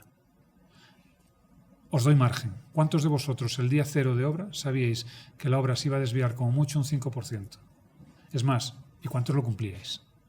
Tengo un compañero que en una semana, lo comentaba en Navidades, me decía que si quería que me hiciese el plan de obra, que estaba tan acostumbrado que en la misma semana podía hacer 3 o 4 para su obra, una obra en la que está contratado. Hombre, si puedes hacer 3 o 4 planes de obra para tu obra en marcha, a lo mejor algo está fallando. Y lamentablemente no es que la obra esté fallando, es que lo que estaba fallando era la planificación previa. Y si hay una planificación previa, no debería haber unas desviaciones como las que en la realidad nos encontramos. Bueno, desde los datos del sector en la Unión Europea nos hablan de una serie muy tasada de errores. Las cosas aquí pasan siempre las mismas. La primera, incompatibilidad entre planos. Seguro que no os ha pasado nunca, porque solo me pasa a mí que llegáis a obra y lo que se está ejecutando se corresponde con el plano que tiene el jefe de obra, pero no con el plano que está aprobado por la dirección facultativa. O no por el último plano que está aprobado por la dirección facultativa. O peor aún, que han abierto un hueco donde no lo había, porque resulta que en el alzado pues estaba y en la planta no. En fin, esas cosas que son tópicos que se refieren siempre en el BIM, pero que son reales, que hay incompatibilidad de incompatibilidad documental porque no toda la información está enlazada. Los que todavía estéis trabajando con CAD, pensad lo que supone hacer un cambio en la altura de un elemento que se repita a lo largo de 3 kilómetros de vía, de 30 kilómetros de vía, de 300 kilómetros de vía. Pues seguro que es cuando estáis haciendo las modificaciones, más de uno estaréis pensando, yo no he estudiado para cambiar una cota. Y pasáis 2 días cambiando cotas. Bueno, ese tipo de cuestiones, aparte de ser absurdo que una persona se dedique parte de su tiempo a eso, no tiene mayor sentido en una metodología BIM. Errores arquitectónicos, que los tenemos todos nos equivocamos, pero si ponemos los medios para testearlos y para comprobarlos, serán menores. Falta de coordinación, ni os cuento. Llegar a una obra y decir esto es un guirigay, ¿cuántas veces? Y es un guirigay no porque cada profesional individualmente sea conscientemente partícipe de esa fiesta que es la obra en ese momento, sino porque no ha habido una planificación previa que le diga cuándo entra, cuándo sale, cuándo tiene que tener las cosas hechas, qué es lo que tiene que tener listo antes de empezar, qué es lo que tiene que dejar listo antes de que el siguiente entre. En fin, errores de todo tipo. Desde luego, curiosamente, el de no diseño es uno que a mí me llamaba mucho la atención, porque no entendía que algo pudiera no estar diseñado, hasta que ves que efectivamente pues, no basta con decir, no sé, se pone una puerta que llevará una manilla, que llevará un tipo de cierre, que llevará o no llave, que llevará, en fin, se diseña absolutamente todo y se reutiliza. Ojo, que otra de las cosas que abruma bastante cuando empezamos a trabajar con metodología BIM es decir, es que yo no puedo hacer todo esto. Bueno, no puedes hacerlo hoy, pero si vas sumando material, seguro que puedes acabar haciéndolo. El reto fundamental de la industria, como ya os lo entiendo que he ido avanzando, es la transformación digital. Insisto en que tener WhatsApp y mandar el presupuesto por correo electrónico no es transformación digital. Transformación digital, en su caso, sería tener un sistema de comunicación que me avise cuando el presupuesto ha sido aceptado, pase el presupuesto a producción, lo convierta en un proyecto y alguien reciba una notificación para que se ponga en marcha. Eso podría empezar a ser transformación digital. Decirle al jefe de obra que me mande una foto de cómo está la dovela no es transformación digital. Es acelerar plazos, por supuesto, no tengo que ir hasta allí, no tengo que perder una tarde entera para decidir que esa dovela hay que cambiarla, pero no es transformación digital. Investigación y desarrollo. Desde un centro de investigación, que no es una universidad, da hasta vergüenza decir que tenemos que investigar y desarrollar. Y tenemos que investigar y desarrollar dentro de nuestros propios límites, dentro de nuestros propios escenarios. Todos entiendo que tenemos la obligación moral de seguir investigando en el trabajo que hacemos, de desarrollar nuestro trabajo y de hacerlo cada vez más eficiente. Uno de los puntos es la colaboración digital, está marcado en la diapositiva. Con la misma cuestión que os decía, enviar un presupuesto por correo electrónico no es colaboración digital. Colaboración digital es dar paso al ingeniero de cálculo en las fases tempranas de diseño, porque habrá decisiones que puedan depender de él o habrá tomas de decisión que convengan en función de decisiones de gente que no es estrictamente proyectista. Tendremos que empezar a aprender a desde un punto de vista colaborativo, dejar de vivir en recintos estancos y a abrir nuestra puerta a colaboradores que a veces son puntuales, a veces están con nosotros en toda nuestra vida profesional, pero que tendrán que imbrincarse en nuestros procesos para poder hacer que tomemos mejores decisiones y finalmente conseguir mejores proyectos. Proyectos, obras, puestas en marcha, etcétera, etcétera. Sobran argumentos y sobran publicaciones que hablen del tema. Las actividades de innovación en las grandes empresas lo pone ahí 0,1% del total de las empresas del sector. Hablábamos antes de 18 millones de personas trabajando en el sector de la construcción y solo el 0,1% de las empresas de ese sector tienen actividades de investigación y desarrollo. Hacer familias, crear objetos de biblioteca propios y con los requisitos que tenemos en nuestro país es una actividad investigadora, es una actividad de desarrollo. Dejarlo en nuestro servidor y que se muera ahí o que lo usemos solo nosotros no hace crecer el sector y lamentablemente no hace crecer tampoco a cada uno de los que lo utilizamos, por más que parezca que guardando la información nos ponemos en ventaja. Desde luego, además de que lo pone ahí, nos toca apostar por innovación y digitalización, sin duda. Para empezar, con un análisis de entorno, ver qué es lo que tenemos delante y a partir de ahí tomar las decisiones de mercado, de elección de proveedores, en fin, de clientes incluso, tomar las decisiones que con cualquier análisis de viabilidad empresarial podríamos tomar para sobrevivir en cualquier otro entorno. Como sector, haciendo un análisis DAFO típico y bastante inmediato, a todos nos pica como dolor el no tener una cartera de clientes y proyectos, el no tener fondos, el necesitar que nos financien. A todos nos duele buscar una imagen de marca cuando partimos de cero, la necesidad de software o hardware de altas prestaciones cuando no tenemos recursos ni proyectos que los avalen, que los justifiquen. Pero esas debilidades se suplen. Lo que es más difícil de suplir son las amenazas. Que el sector paralice es una amenaza clara y yo diría que incluso real a día de hoy. El envejecimiento de la población, la caída del gasto público derivada de la coyuntura económica, todas las cuestiones que pueden suponer para nuestra actividad profesional una amenaza, creo que la presentación os la van a trasladar, la tenéis recogidas en estas amenazas.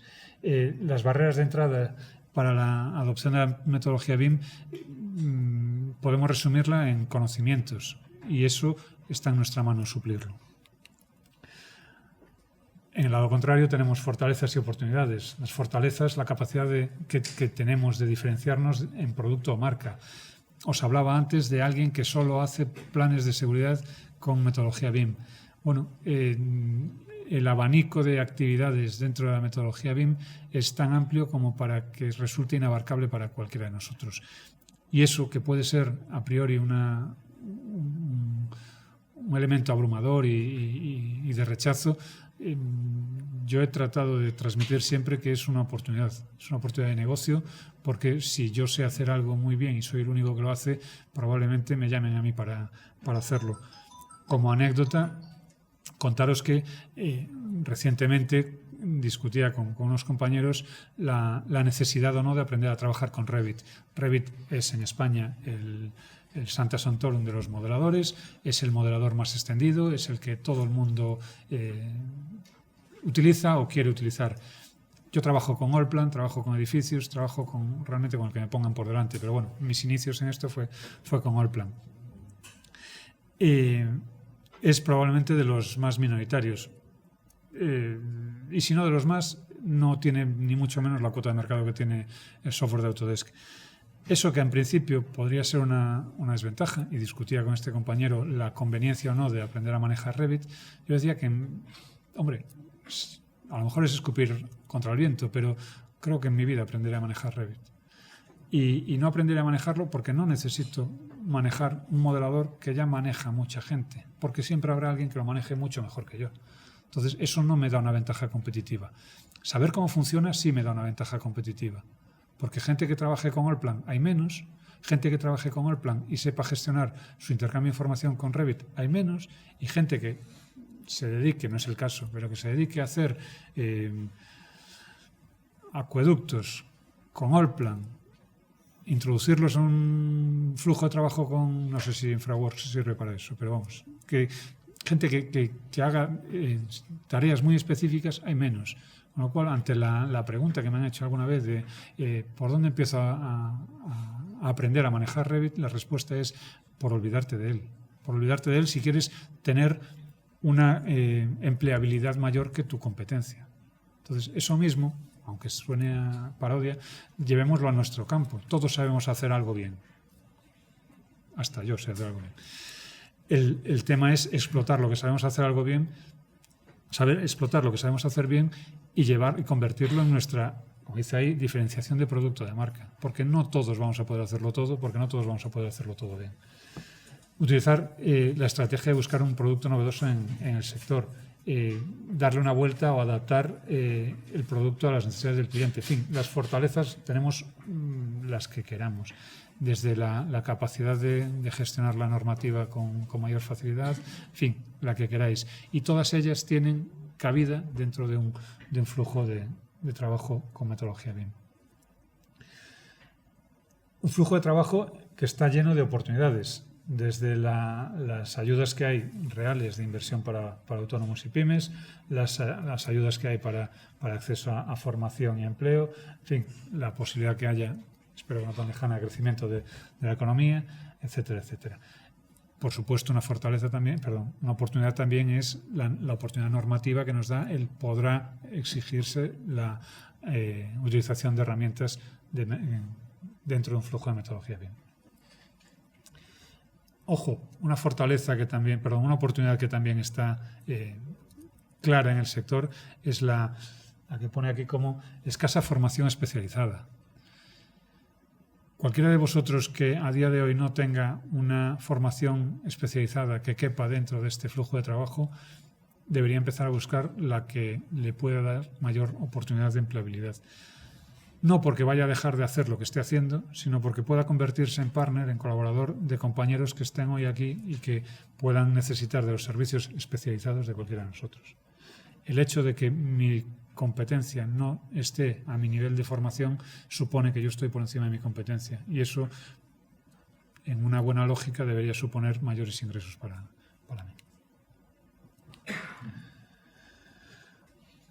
Los elementos de una implantación BIM, aunque creo que Antonio abundará en esto después, son tres y son sencillos. Información, porque hay que tener la información precisa, accesible, coherente, la información que tenemos que utilizar en nuestro día a día.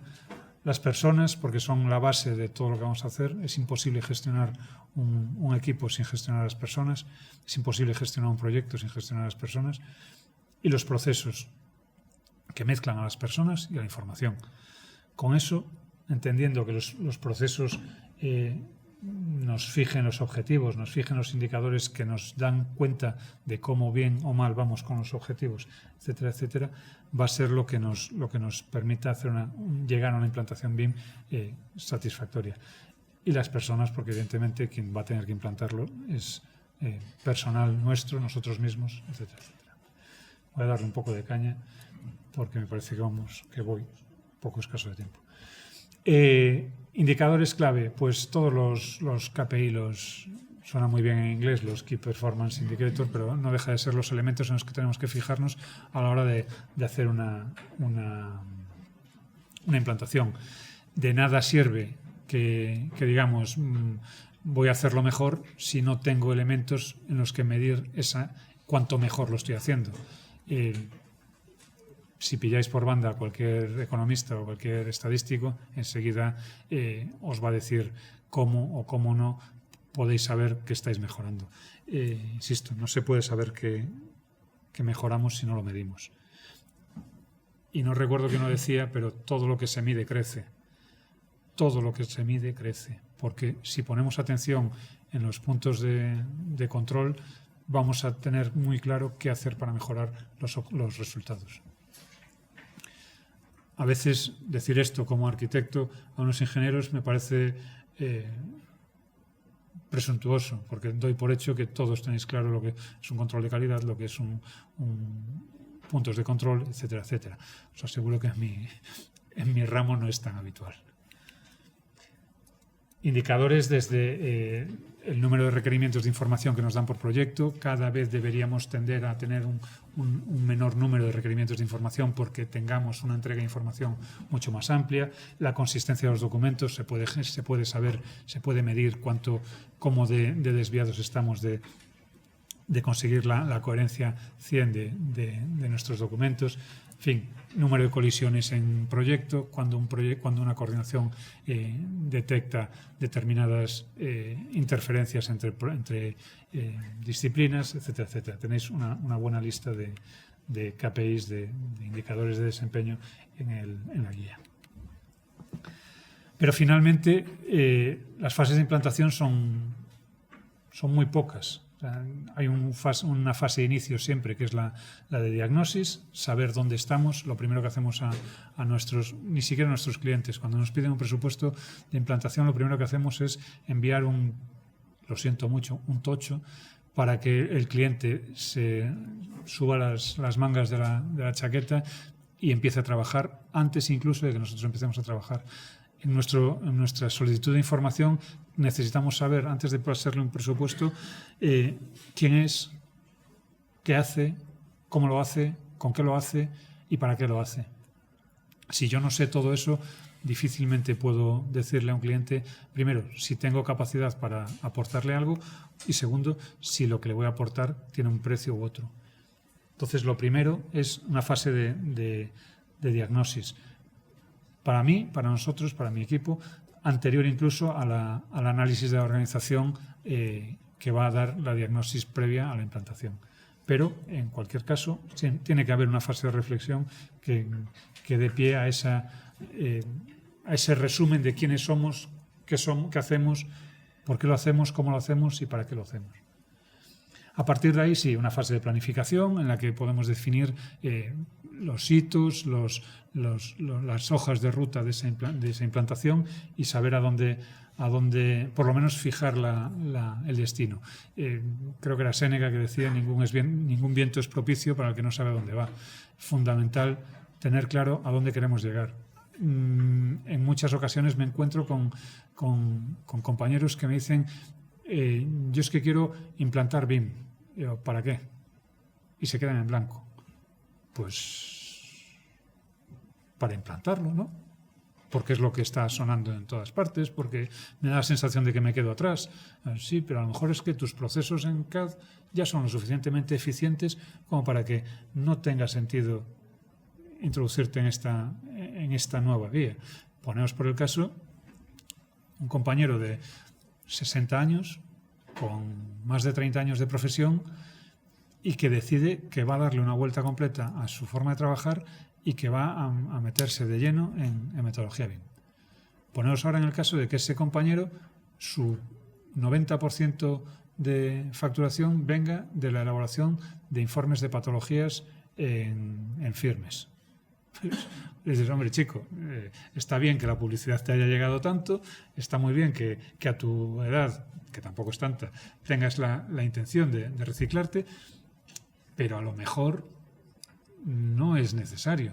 A lo mejor no hace falta que aprendas a manejar un modelador y sí que aprendas pues, a cómo engancharte en un modelo de otro para tú poder aportar la parte en la que eres realmente experto. Entonces, esa lectura, que es en el extremo, por supuesto, tenemos que hacerla dentro del despacho. Saber qué es lo que queremos hacer, saber a dónde queremos llegar Y a partir de ahí, sí, a partir de ahí establecemos las hojas de ruta necesarias y establecemos, fundamental, la fase de seguimiento. Porque si no seguimos, si no tenemos claro las paradas en nuestro recorrido, en ningún momento vamos a saber cómo estamos. Y si no sabemos cómo estamos, difícilmente vamos a poder enderezar el rumbo. Variar un grado en el rumbo de un barco para cruzar la ría de Noya, pues a lo mejor hace que en vez de aparecer en una playa, aparezcas en otra. Variar un grado en la ruta de aquí a Venezuela a través del Atlántico, no dais en Venezuela ni por asomo. Entonces, el saber en cada momento ir dando los golpes al timón que tocan, teniendo clara la lectura de dónde estamos, es fundamental. Y a partir de ahí, sí, una fase de cierre en la que ya podemos decir que nuestra organización ha implantado la metodología BIM y ya nos toca otra vez volver a empezar. Porque tendremos que, una vez hayamos decidido que hemos implantado ese flujo de trabajo, empezar a analizar dónde podemos mejorar esos flujos, dónde podemos mejorar esos procedimientos. Fases de contrato. Básicamente diseño, construcción y operación y mantenimiento. No hay mucho que explicar aquí. Un proyecto se inicia con una planificación, se genera el proyecto, se construye y a partir de ahí se explota y mantiene. La ley fija principios de transparencia, integridad, publicidad, concurrencia, no discriminación, igualdad y eficiencia. Y todos estos tienen su transposición dentro de una metodología BIM. Transparente porque todos estamos trabajando en el mismo modelo. Integridad porque todos los documentos que se generan a partir de ahí se corresponden con un punto de partida común que garantiza que sean coherentes e íntegros. Publicidad, porque vamos a poder gestionar toda esa documentación públicamente. Concurrencia, no vamos a tener nunca problemas en gestionar la entrada y salida de actores dentro de nuestro proyecto. No discriminación, nadie puede no acceder a una licitación porque hay algún elemento que lo deje fuera expresamente. Igualdad, eficiencia, en fin. Los tipos de procedimiento, entiendo que si estáis aquí para ver una guía de apoyo a la contratación, tenéis claro cuál es la diferencia entre un abierto, negociado, diálogo competitivo, restringido o una asociación para la innovación. Y este gráfico que nos cuenta cuál es el esfuerzo en todo el ciclo de vida del activo. Curiosamente no está la curva de Macmillan, que es la más utilizada para esto, pero en todo caso queda claro que la planificación previa supone muy poco comparado con lo que puede ser el esfuerzo de proyecto, que supone bien poco con lo que puede suponer la fase de construcción y, desde luego, el esfuerzo que hay que realizar, que la Administración realiza para la Administración, promotor, en fin, cualquiera realiza en la fase de operación y mantenimiento es infinitamente mayor. Pensad, por ejemplo, lo que puede costar el proyecto de una vía, lo que puede costar construir esa vía y lo que cada año sale de los presupuestos generales del Estado para mantener las vías. Está claro que cuanto mayor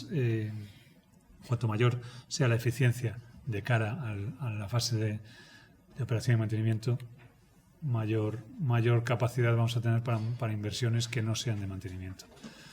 En fin, tipos de contratos, servicios y obras, los distintos servicios que se pueden contratar por parte de la Administración y las obras que en general son fase de construcción. Desde la Building Smart, creo que era esta, no, SBIM. En SBIM tenéis disponible el observatorio de licitaciones BIM, en el que con cierta periodicidad se va publicando cómo vamos de requisitos BIM en las licitaciones, y la lectura, por superficial que se haga, tendría que daros la pista de que si no lo estáis haciendo, en nada estaréis requiriendo de un modelo BIM para trabajar, para acceder a determinadas licitaciones. La utilización del BIM, para qué se utiliza ese BIM, va variando cada vez con mayor nivel de especialización y con mayor nivel de exigencia por parte de las administraciones, y el tipo de entregables que se van exigiendo cada vez también tiene mayor tendencia a la exigencia de un modelo, además de con los consabidos PDFs o las mediciones en formato XLS o el que sea. Pero bueno, aquí sí nombrar cuestiones que se están pidiendo a veces más como resultado de la publicidad, de lo que yo llamo el Hollywood BIM, que de una real necesidad, pues puede ser la simulación constructiva. Todos hemos visto en alguna publicidad cómo se va construyendo un edificio, cómo se desarrolla un túnel en una animación, o la visualización que decía un amiguete, los alcaldes son muy impresionables y un render siempre vende más que un buen proyecto. Pero quiero pensar que la madurez del sector cada vez va apartando más esas cuestiones a determinados ámbitos, pues de publicidad y de difusión en medios, y cada vez se va centrando más por parte de los técnicos, por lo menos, en la gestión de una documentación con integridad y con realidad sobre un proyecto. Como ejemplo de licitación pública, os puedo comentar la licitación que hizo la Agencia de Obra Pública de la Junta de Andalucía en el contrato de servicios de la prolongación soterrada, la línea 2 de metro que une Málaga con Hospital Civil, que por fin incluye un anexo relativamente solvente de requisitos BIM. Y a partir de aquí, necesidades y requisitos. Aunque esto es, creo que indiscutible, que la era digital aporta herramientas que permiten hacer mejor las cosas, yo creo que una de las pegas que se le podría poner a esta frase es que a lo mejor no permite hacer mejor las cosas, pero desde luego sí las permite hacer de otra manera. Entonces, ligándolo con la reflexión que hacía de la necesidad de transformación digital en el sector, pensemos que hacer mejor las cosas no quiere decir hacerlas las de siempre mejor, quiere decir hacerlas de siempre de otra manera para que salgan mejor. El BIM y los requisitos asociados son la oportunidad. Si nosotros tenemos una herramienta y no le sacamos el mayor provecho, pues hombre, haremos probablemente tendremos mejores resultados, pero no los óptimos. Y en este sentido, poneros como ejemplo pues la cantidad de gente que lo único que hace con un modelador BIM es dibujar planos más rápido. Bueno, pues si los dibuja más rápido y son más coherentes porque no hay tantos errores como había en CAD, bienvenido sea. Desde mi punto de vista, es el mejor punto para arrancar con la metodología BIM. Voy a seguir haciendo lo que he estado haciendo siempre, pero mejor. Poco a poco, el que tenga interés y el que tenga una actitud, como decía antes Tomás, de aprendizaje constante, va a intentar sacarle mayor partido de la herramienta. Y poco a poco, de un modelo que solo me sirve para generar PDFs, igual que los que ya hacía en CAD, pero más coherentes y con menos esfuerzo, probablemente tenga interés en, hombre, ya de paso que me ayude a sacar unas mediciones, ya de paso que me ayude a hacer los cálculos de desmontes, ya de paso lo que sea. Pero para eso tenemos que tener un objetivo claro y tenemos que tener claras las decisiones. Aunque trabajemos nosotros solos, siempre está bien tener por escrito a dónde queremos llegar y cómo queremos llegar. Fundamental, ¿qué queremos del BIM? Lo decía antes, si lo que queremos es sacar planos más rápido, pues sacar planos más rápido.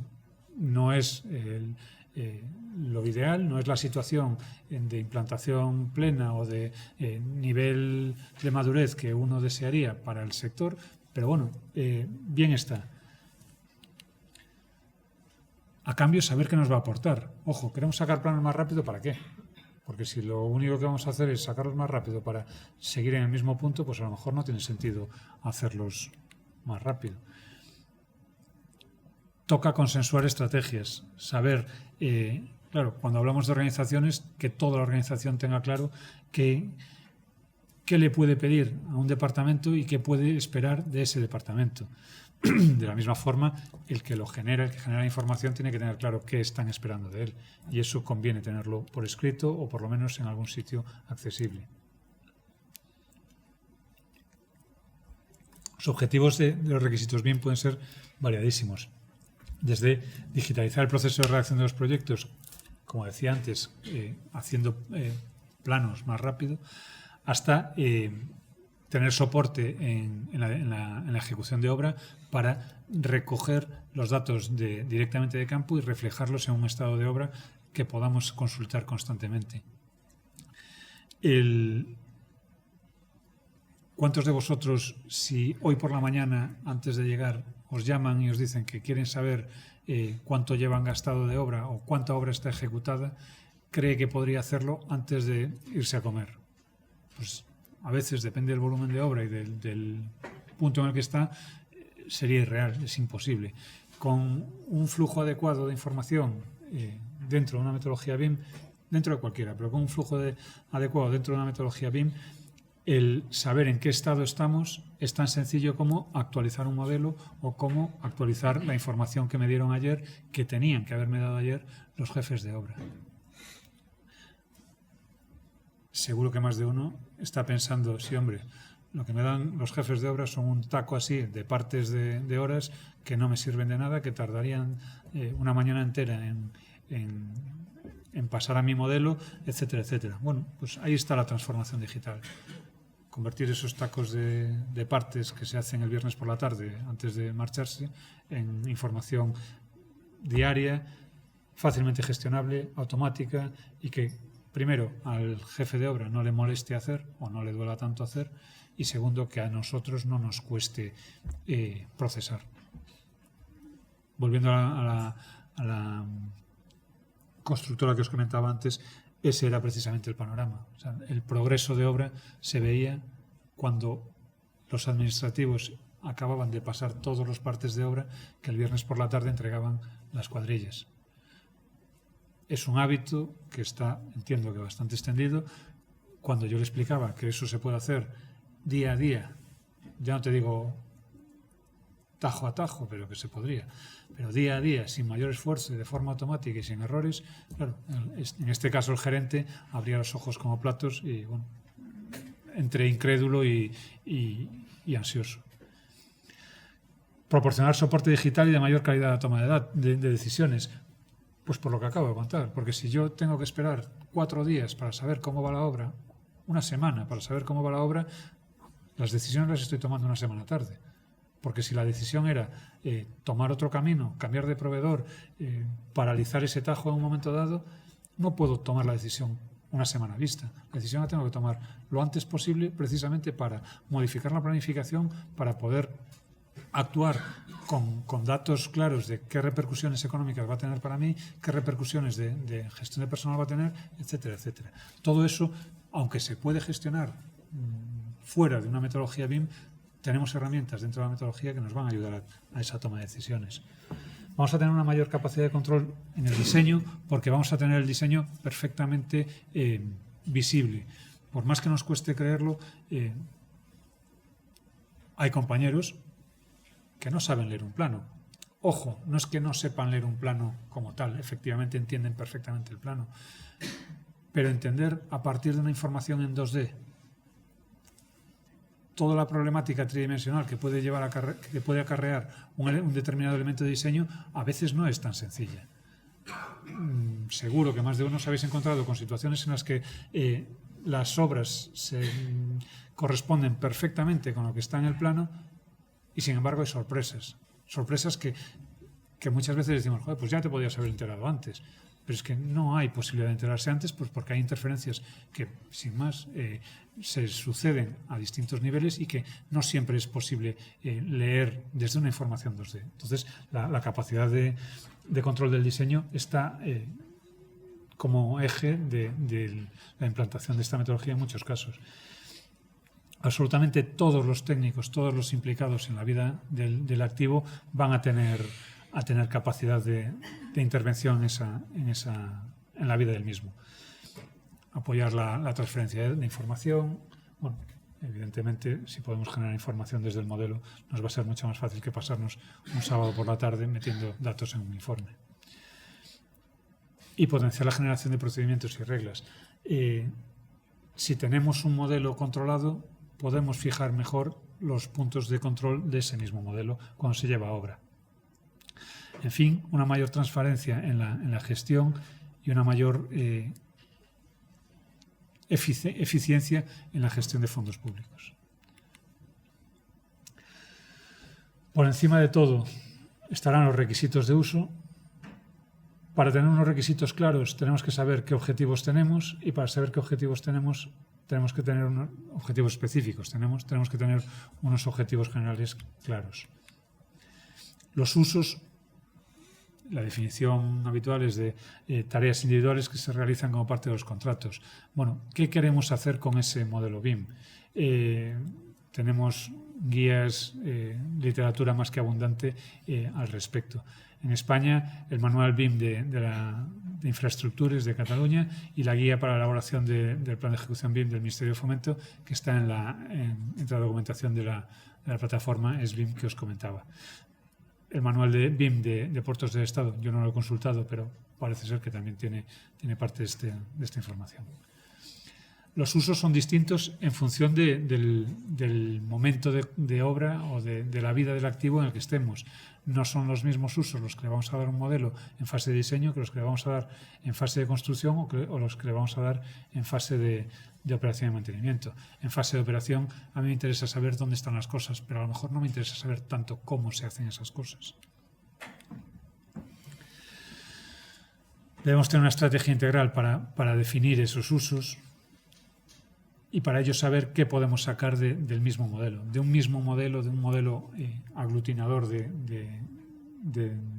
esos usos, podemos desde tener una visualización del mismo a tener pues, una cuantificación de dimensiones, de cantidades, etcétera, etcétera.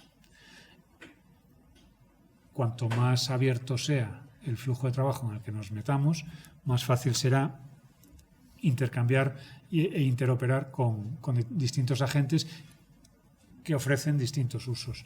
Yo no hago análisis energético, pero si no soy capaz de generar un modelo que lea el encargado de hacer el análisis energético de mis obras, pues mal empezamos. Si le obligo a trabajar sobre una información que tiene que procesar y que tiene que transformar para devolverme ese uso BIM que yo requiero, pues desde luego no estoy en el flujo más eficiente.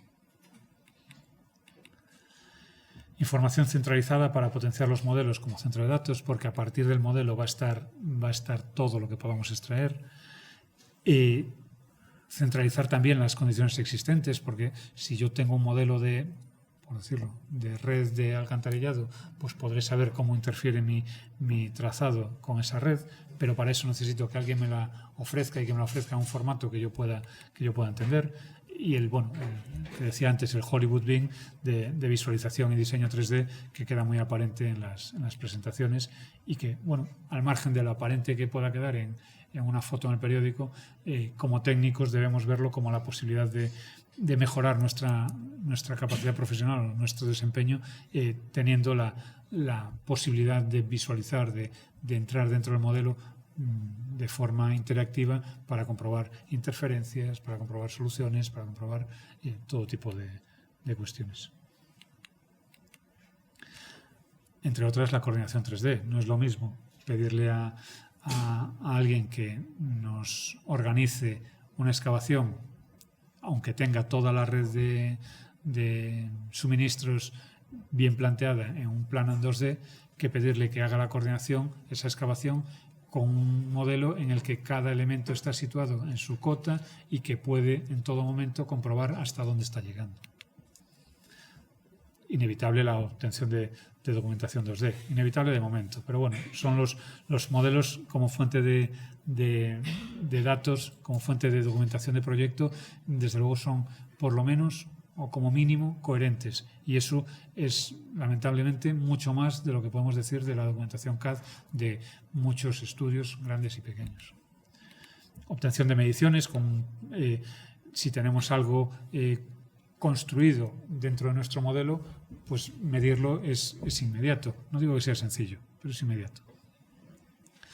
El hecho de poder decir que vierto 20 metros cúbicos de hormigón y no 21, me da armas para decir, bueno, y esto cuesta tanto, y además es que tiene que costarlo porque mide esto.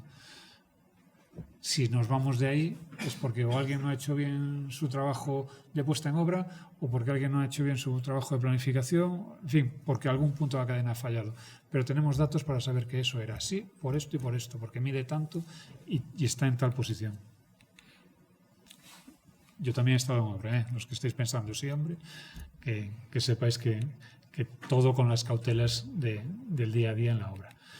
Bueno, las infografías y recorridos virtuales que tienen pues, la gracia de la mayor capacidad de visualización y a veces la capacidad de detectar errores. De cara al medio ambiente, la cuantificación de la huella de carbono, se pueden hacer simulaciones constructivas que nos permitan visualizar desde el plan de obra hasta el encaje de elementos unos con otros, todo tipo de análisis y simulaciones, en fin. Las posibilidades, si trabajamos dentro de un flujo de trabajo en el que el intercambio de datos sea posible, son infinitas. ¿Por qué no la validación automática de normativa? Tampoco nos pensemos que es darle a un botón y que nos diga si cumple, pero bueno, que sí hay elementos, muchos elementos que se pueden automatizar desde el punto de vista de supervisión. Replanteo de obra con BIM, GPS, con nubes de puntos, por buena y fiable que sea la topografía clásica, si depende del factor humano, tenemos que confiar en que el ser humano, que el actor que está detrás de esa información no esté fallando. Y fallos tenemos todos. Entonces, la posibilidad de coordinar un modelo BIM preconstruido digitalmente con un modelo de toma de datos objetiva realizado en obra, no va a sustituir al profesional, pero desde luego sí le va a dar herramientas para validar su trabajo. Bueno, seguimientos de obra con certificaciones digitales.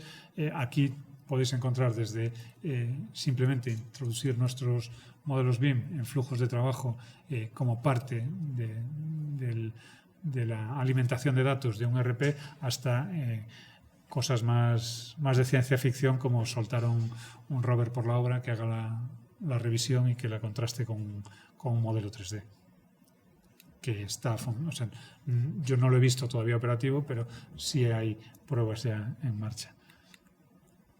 Estudio de la obra, en fin, el tener un modelo nos va a permitir trabajar como si estuviéramos in situ, pero desde una herramienta que no va a costarnos tanto en términos de recursos. Por supuesto, inventario digital, porque el tener ubicados los elementos.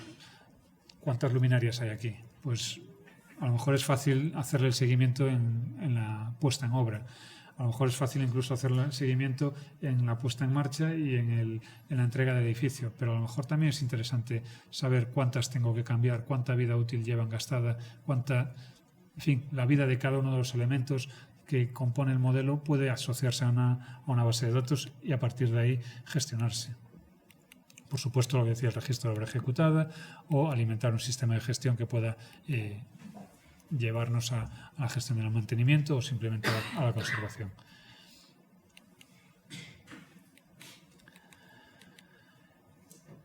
Perdón. Pliego de requisitos BIM en la etapa de licitación. El marco legal en el que nos vamos a mover es la Ley 9 de 2017, contratación del sector público, la Directiva 2014 de la UE en la que se establecía la hoja de ruta para la implantación de la metodología BIM y sí conviene tener en cuenta la madurez del sector, porque lo que decía al principio, no basta con promulgar leyes, con publicar decretos y esperar a que se cumplan. Hace falta una estrategia por parte de la Administración. Tienen que tener una estrategia de implantación tanto tecnológica como metodológica. No están a día de hoy todos los formados que nos gustaría los recursos humanos, pero es que además no tienen todos los recursos técnicos necesarios para llevar adelante la formación los que la tienen. Esto debe tenerse en cuenta o debería contrastarse cuando hablamos de redactar un pliego de requisitos. De nada nos vale pedir un modelo as-built del activo que vayamos a licitar, si después ese modelo se va a quedar en un cajón, iba a decir en un CD, pero en el mejor de los casos guardado en un CD. Pues de nada nos vale. Entonces, debemos ser exigentes, por supuesto, con la normativa. Debemos ser exigentes, sobre todo, para tener claro que esto es una situación que no tiene vuelta atrás. Debemos ser coherentes y tratar de no pedir imposibles. Evidentemente, dentro de una charla de metodología BIM, para el BIM, pero llevado a cualquiera de los aspectos de una licitación. Flexibles, porque la madurez del sector es la que es y debemos tener la capacidad de entender cómo funciona nuestro sector para no restringir el acceso a ningún agente, y debemos ser transparentes para que, siendo flexibles, coherentes y exigentes, quede claro que estamos siendo. En ese sentido, hay un elemento contractual que es el informe de necesidad, pliego técnico y el pliego administrativo. Dentro del pliego técnico es donde se van a recoger los requisitos técnicos y metodológicos del EIR, en inglés es los requisitos de información del cliente, que es donde nos va a decir qué necesita el cliente, qué nos está pidiendo, en este caso administración, para nosotros poder cumplirlo. Y siempre debe ser, o procurar ser, homogéneos, basados en estándares y trazables, porque si no son homogéneos se producen descompensaciones, porque si no se basan en estándares no sirven de mucho en el medio y largo plazo, y porque si no son trazables no podemos saber dónde fallan.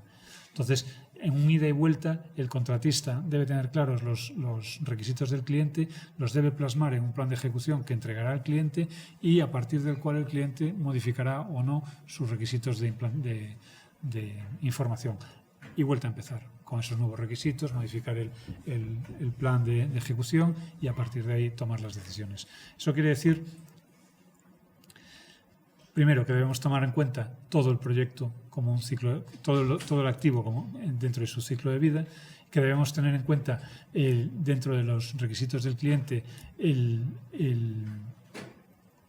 las cuestiones tecnológicas, metodológicas o procedimentales para dar cumplimiento a lo que es fundamental, que es el objetivo y usos que se definan por parte de la Administración. Realmente poco hay que discutir al respecto. Tenemos que fijar 3 criterios de 3 elementos de requisitos en los que cuidamos unos requisitos técnicos, unos requisitos de gestión y unos requisitos comerciales. No hay mucho más. En el proyecto debe incluirse en el pliego de condiciones técnicas de la licitación, de forma que todos tengamos acceso en esa licitación a esos requisitos y todos juguemos en la misma liga. Definir cómo debe construirse y a partir de ahí los requisitos de cara a la dirección de obra y la gestión del activo para, una vez entregado ese activo, poder aprovechar la información que nos dieron. Con lo cual, básicamente, tenemos unos primeros requisitos en fase de diseño, unos requisitos distintos que completan a los anteriores en fase de construcción y unos requisitos que tienen que estar perfectamente alineados con los objetivos y usos BIM que fijemos para la fase de mantenimiento. Bueno, un ejemplo de la prioridad de estos requisitos, de los objetivos y usos, en la presentación que se os enviará podéis consultarla con mayor interés. Y pasamos entonces a los requisitos de fase de diseño. En fase de diseño, lógicamente, vamos a priorizar lo que tenga que ver con el modelo. Cómo se hace, o qué se hace y qué forma o qué nombre tiene. En fase de obra, lo que nos supondrá lo que será mayor objeto de atención es la trazabilidad de las mediciones y las certificaciones. Lógicamente, tener claro cómo vamos a contar los dineros.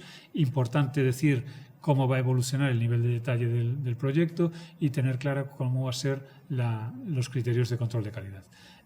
Hasta aquí nada que no suene a cualquier otra licitación en la que no haya BIM, pero en este caso apoyada con una herramienta que nos va a dar facilidad para todo esto.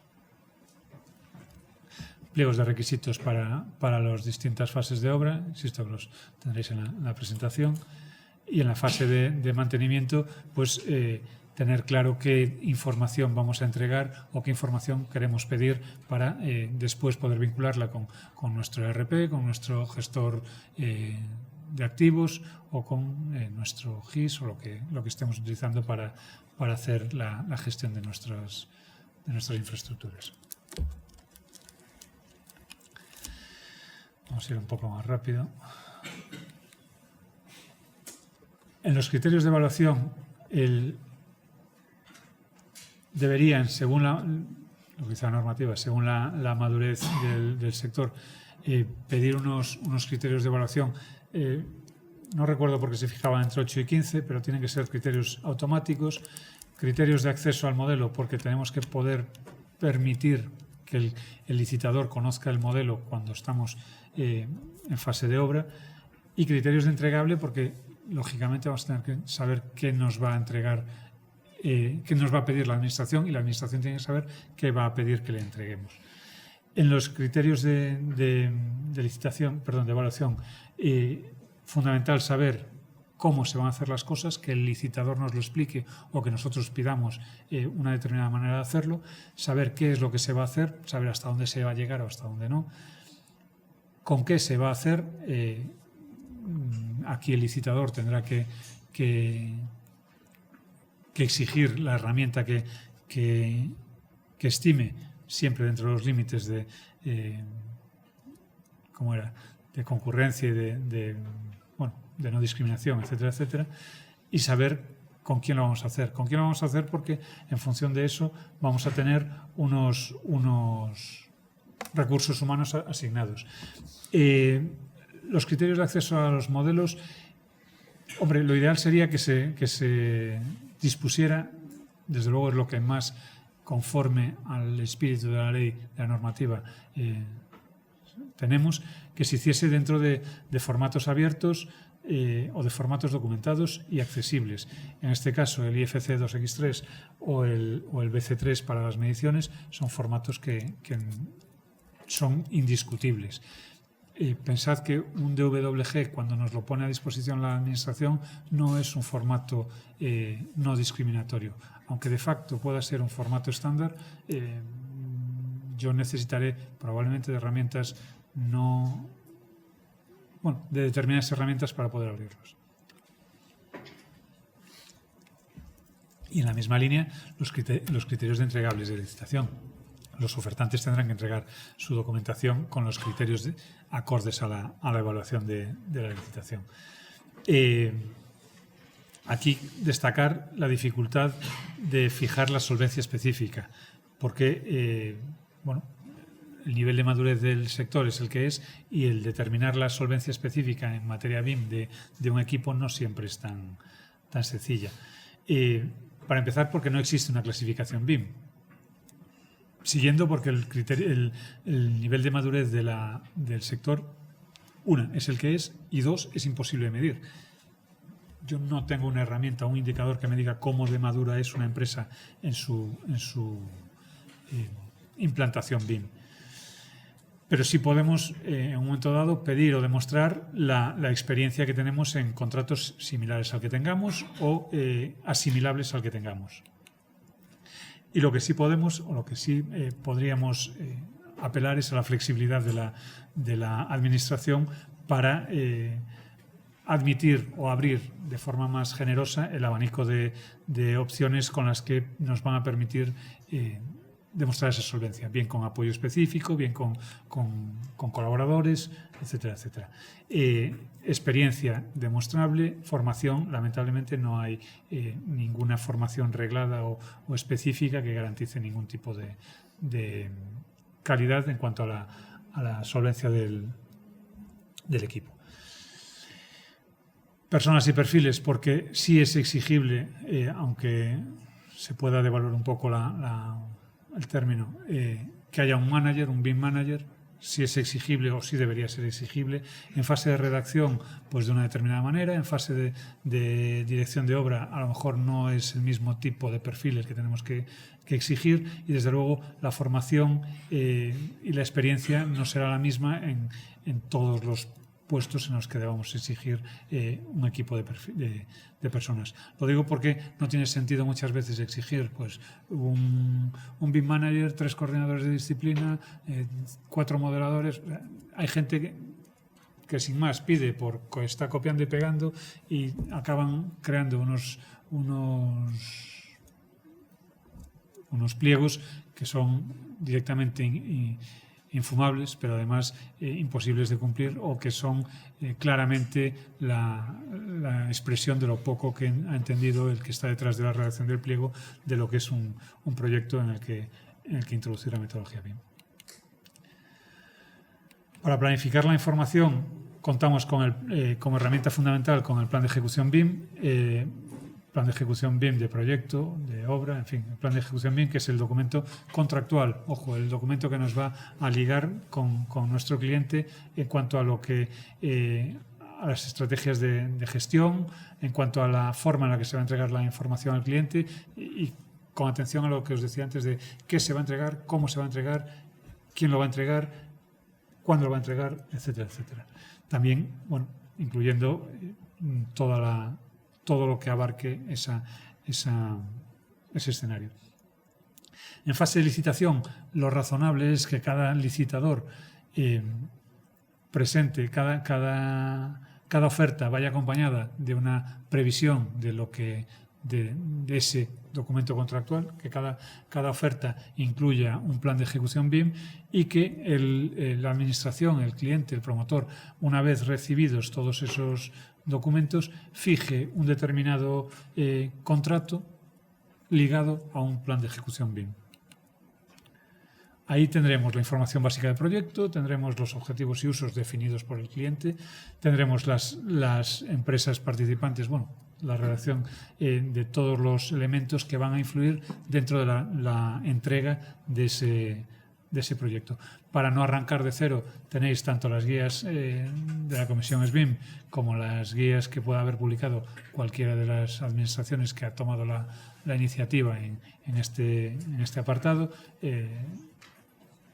Lo siento porque no domine el catalán, pero las administraciones catalanas son las que están más a la cabeza y por lo tanto yo creo que son en España el referente en cuanto a este tipo de documentos.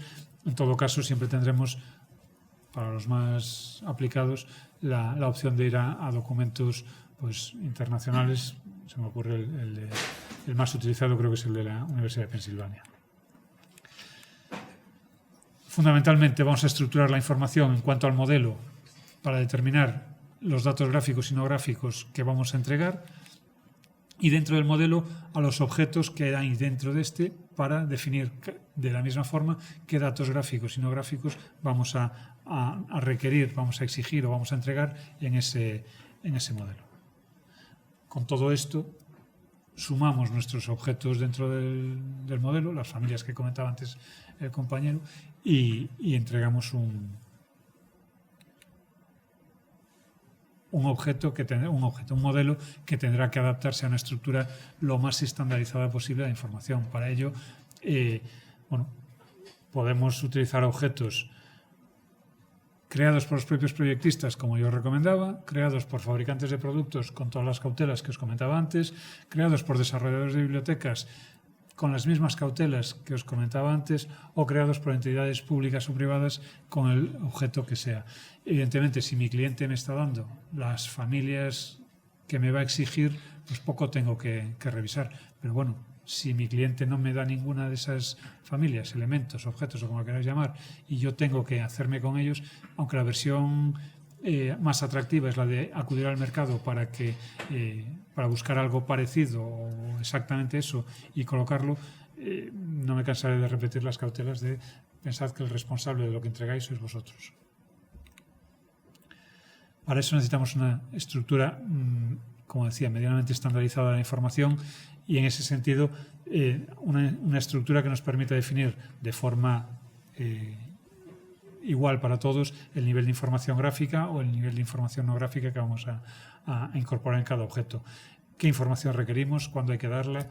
¿Y quién es el responsable de darla? Recordad que cuando la estáis dando sois vosotros los responsables de ella. Si yo digo que eso se hace de una determinada manera o que tiene un determinado coeficiente de transmisión, debo garantizar que tenga ese coeficiente de transmisión. Por una parte, se solicitará en el pliego y por otra parte se entregará definiéndolo en el plan de ejecución BIM. Lamentablemente, no hay un estándar nacional que dé respuesta a esto. Lo necesitamos, pero no lo hay. CITOP colabora en la creación, en el desarrollo del estándar ECOP. Es un estándar abierto, público, pero carece de momento de respaldo normativo. Está basado en el IFC, propone una estructura de la información y una nomenclatura adaptada al mercado español, pero insisto, no es todavía un estándar establecido. En la presentación tenéis una imagen de lo que sería la estructura de información, creo que de un elemento de hormigón, efectivamente de un pilar de hormigón. Sin más, una relación de datos, dónde va cada dato, cómo se llama el parámetro que define ese dato, etcétera, etcétera. Claro, con un modelo bien clasificado vamos a poder hacer un control visual muy rápido, vamos a poder relacionar de forma automática o bastante automática elementos en el modelo, generar vistas, planos, en fin, si yo sé de antemano cómo se va a llamar algo, aunque no lo tenga todavía, sí puedo ir tomando decisiones al respecto y sé dónde puedo esperar que estén esos elementos. Los más conocidos a nivel internacional, Master Format, Uniformat, Uniclass, Omniclass, COBIE o el Gubin Class en España. Particularmente yo creo que el Uniformat es el que más se ha utilizado. Y el Gubin Class, pues, hombre, es un esfuerzo encomiable desde el Grupo de Usuarios BIM de Cataluña, más que encomiable, pero a día de hoy está incompleto, aunque muy adaptado al hábito constructivo español. Cada uno de ellos tiene su codificación. Lo que tiene que quedarnos claro aquí es que tenemos, los ingenieros, sobra decirlo muchas veces, pero tenemos que acostumbrarnos a trabajar con sistemas de clasificación, porque si yo te traslado una información con un sistema de clasificación propio que a mí me vale muy bien, a ti te va a costar por lo menos un tiempo ponerte en situación. Sin embargo, si yo te traslado la misma información en un sistema de clasificación estandarizado, tú lo vas a tomar inmediatamente como lo que es, como la información, ¿no? Primero tengo que hacer la interpretación de dónde está cada cosa. Eso a vosotros os cuesta menos entenderlo, pero en mi ámbito es más difícil entender que una partida no puede ir nombrada como me dé la gana, que tendrá que tener algún sistema de clasificación. Por lo tanto, tanto en pliegos como en el plan de ejecución BIM deberá establecerse el sistema de clasificación. Tened en cuenta que el proyecto es una suma de proyectos y cada proyecto independiente es un modelo BIM. Y a partir de ahí podemos tomar como modelo, como subproyecto, pues desde un tramo de la dimensión que sea, en fin, la partición o el troceado del proyecto, además de ser más eficiente en términos de uso, nos va a permitir a nosotros hacer una mejor colaboración entre disciplinas, avanzar en caminos paralelos con el proyecto, etcétera, etcétera. Pensad, por ejemplo, pues no sé, en una carretera que pueda estar alguien marcando ya en los puntos, pues se me ocurre, pendientes o, en fin, no sé, que se puedan ir solapando los trabajos que normalmente esperarían unos por otros, teniendo en cuenta ya los avances de cada uno de los compañeros dentro del proyecto. Ese establecimiento de submodelos debería ir desde el pliego de condiciones como requisito del cliente y deberá recogerse, por supuesto, en forma de estructura de información en el plan de ejecución BIM. Los entregables, porque es fundamental saber desde el principio qué es lo que voy a entregar. No es lo mismo si voy a entregar unos PDFs y adiós, que si voy a entregar unos PDFs, unas imágenes renderizadas, un plan de trabajo con unos diagramas de Gantt, si voy a entregar ¿por qué no una maqueta tridimensional? Eso exigirá tener un determinado tipo de información para generarla, etcétera, etcétera. Por ejemplo, con esta matriz sencilla en la que especificaríamos qué tipo de entregable tenemos para cada fase del proyecto. Y con los entregables, fundamental, el formato. Porque de nada me sirve decir que voy a entregar los planos en formato digital si después los entrego en formato el que sea, que yo no tengo por qué tener la herramienta para utilizarlo, o que no tengo por qué requerir ese formato, pues porque entienda que no es interoperable con mi flujo de trabajo posterior. En ese sentido, hay formatos abiertos, como puede ser el FIE-BDC, que es el de bases de datos de la construcción, como puede ser ODS, ODT, son formatos recogidos como ISO, con formatos abiertos para intercambio de información de hojas de cálculo, textos. El MP4, hasta donde yo recuerdo, no es exactamente un formato abierto, pero sí hay formatos de contenedor abiertos, como puede ser el OGG o el MKV para datos de vídeo.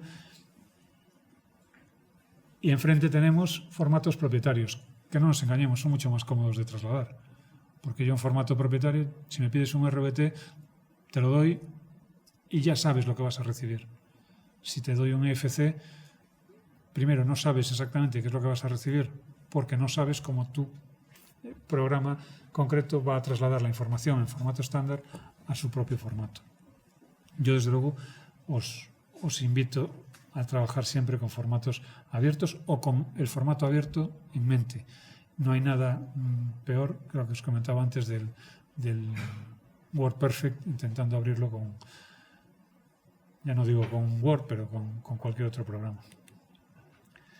Pero también en construcción tenemos formatos específicos. El IFC, por ejemplo, no voy a cansar de repetirlo, el BCF para intercambio de incidencias, etcétera, etcétera. PDF, depende cuál, ya está como ISO, con lo cual puede considerarse un formato abierto.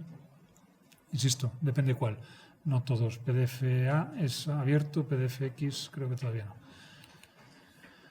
Total, que tenemos, si antes teníamos distintos formatos para distintas entregas, de lo que se trata es de que tratemos de todas las disciplinas llevarlas a la misma solución de entrega.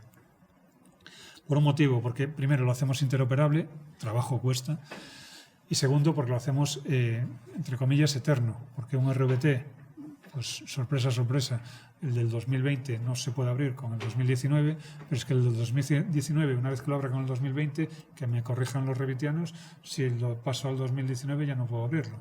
Con lo cual, esa dependencia tecnológica, aunque a priori no suponga aparentemente ningún coste, lleva aparejados una serie de servidumbres que pueden suponer la desgracia de un proyecto. El IFC, la evolución de requerimiento en licitaciones públicas, parece que se va estabilizando ya en una curva ascendente. No recuerdo, no tengo muy claro por qué el pico en el 2018. Las ventajas, bueno, las acabo de nombrar: no depender de proveedores, permitir la reutilización, accesibilidad a la información a lo largo de toda la vida del activo, etcétera, etcétera. La parte colaborativa. En la parte colaborativa nos vamos a centrar en cómo gestionamos la información entre todos y dónde. Muy rápido. La parte en la que tenemos un modelo de información del activo tiene que ser común, conocida y participada por todos. Se recoge en la ISO 19650, en la que sustituye, bueno, en la que recoge la PAS 1192. Y aquí debemos acordar todos, si vamos a trabajar juntos, lo razonable es que todos acordemos cómo trabajar juntos. Como chiste, sabéis que lo más difícil de trabajar en equipo es convencer al resto de que tú tienes razón. Bueno, pues aquí también.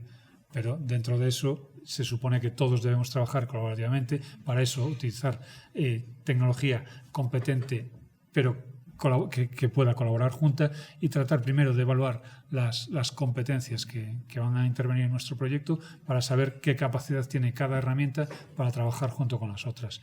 Esto debería fijarse en el documento de IR, en el de requisitos de cliente, debería plasmarse en el CDE de forma que admita toda esa información con la que vamos a trabajar y siempre debe hacerse única y exclusivamente referencia a la información compartida. Que yo trabaje con Allplan, que Fátima trabaje con Revit o que otro trabaje con Istram, a mis efectos dentro de un trabajo colaborativo debería ser indiferente, porque tendremos que haber definido previamente cómo vamos a interactuar con cada uno de los trabajos que hacen las distintas partes. Y eso quiere decir que yo no voy a facilitaros un proyecto de Allplan de la misma forma que no voy a admitir que me entreguéis un RBT. Tendremos un punto de intercambio en el que será ese CDE, en el que cada uno de nosotros, con el protocolo que corresponda, vuelque sus IFCs en el caso de los IFCs o sus datos de tabulados en el caso de los datos que sean. El acceso debe ser seguro, es lo que dice la 19650, y aquí entrará pues, la gestión de roles, de permisos, de seguridad de la información, etcétera, etcétera. El nivel de información necesario se va a determinar según el propósito de esa información. Son acrónimos que se van superponiendo. Si antes era BIM, ahora es nivel de información necesario, que en la versión inglesa es LOIN. Tendremos que importar los objetos de forma automática, pero siempre teniendo claro qué es lo que vamos a importar y especificar, por supuesto, qué uso va a tener, cuándo se va a requerir determinado elemento y quién va a ser el responsable de entregarlo. Para eso, los CDEs comerciales tienen, además de la gestión de roles, pues la gestión de accesos, de usos y toda esa información que se gestiona con los metadatos dentro del CDE. Todo eso tiene que estar dentro de un entorno compartido, y ese entorno compartido tiene que estar, lo que dice la norma es como fuente acordada de información para un proyecto activo. En la práctica, un CDE puede ser una carpeta en mi servidor, puede ser, yo no lo recomiendo, una carpeta en Drive o en cualquiera de estos, Dropbox o en cualquiera de estos servicios de compartición de elementos, o puede ser pues, una solución comercial de CDE. Hay muchas, de muchos precios y con muchas características muy distintas y a veces muy inútiles. El flujo de trabajo siempre va a ser el mismo, por lo menos dentro del entorno de la ISO 19650. Va a haber una zona de trabajo en progreso, una zona compartida, una zona publicada y además un archivo. Son los 4 elementos que vamos a tener. Evidentemente esto es una abstracción que después cuando se aterriza pues se complejiza convenientemente, pero teniendo claro que siempre hay una zona de trabajo en marcha, una zona publicada, que es la oficial, y una zona compartida en la que todos tenemos acceso a la información que debamos, una zona publicada y siempre a modo de trazabilidad de la información, un almacén donde lo que se ha estado utilizando y publicado se guarda. Los flujos de trabajo son bastante sencillos, evidentemente sencillos como esquema. Después en la puesta en marcha en un equipo de 300 personas pues no es tan inmediato, pero la abstracción es muy simple. Hay documentación que se pone a disposición de los otros actores y cuando se aprueba se publica y cuando se queda obsoleta se retira al archivo. Por último, me queda un punto. La entrega de información, los requisitos de entrega y formatos que vamos a exigir, teniendo en claro siempre cuál es la documentación de gestión y cuál es la de proyecto, porque no siempre es la misma. Todo debe fijarse en el plan de ejecución BIM y deberían fijarse conforme a estándares de trabajo BIM. La gráfica, la que os podéis imaginar más inmediata, los planos técnicos, pero también los modelos de simulación, los modelos de realidad virtual cuando los haya, o las imágenes renderizadas. Todo sale del mismo modelo BIM, pero tenemos que definir qué documentación vamos a requerir o qué documentación vamos a entregar. Los formatos, pues los más habituales, IFC, LAN XML para terreno, para trazado de superficies, BCF para gestión de incidencias, bueno, formatos que tendremos que en algún punto definir como formatos de entregables y que tendremos que marcar como exigibles o como los que vamos a entregar. IFC, os lo he dicho como para mí como elemento alrededor del que debe girar el modelo, pero bueno, también formato de intercambio de información estándar dentro de infraestructura civil que reconozco, no conozco tanto ni tengo claro cómo de extendido está. BC3 para las mediciones y presupuestos, BCF porque se refleja el histórico de interacciones entre los distintos actores. Con el BCF se identifica quién, cuándo, cómo, qué se hace en un modelo, de forma que si hay algo que yo he detectado como error, le comunico a alguien y queda claro que soy yo quien lo comunica, queda claro cuándo lo comunico, queda claro qué es lo que estoy comunicando y queda claro qué es lo que estoy esperando a cambio, de forma que el flujo de información no gráfica se pueda hacer de forma muy, muy ágil. Dentro de la guía, las licitaciones estudiadas son la licitación 1 de Ferrocarriles de la Generalitat Valenciana, en la que renovaron un tramo de las líneas 1 y 2 del Metro de Valencia, y la licitación 2 del mismo ente. Los usos bien esperados y el nivel de desarrollo de los modelos venía dentro de la relación de documentos a entregar, especificado cómo y cuándo. Y eso, bueno, se traducía en unos pliegos a los que las distintas empresas tenían acceso, modelos que se esperaban, qué se esperaba de ellas, etcétera, etcétera. También se indicaba para cada elemento el nivel de desarrollo al que tenían que llegar, el nivel de información geométrica, pero también el nivel de información no gráfica que tenían que entregar como parte del proyecto, etcétera, etcétera. BEP precontractual, y vamos cerrando.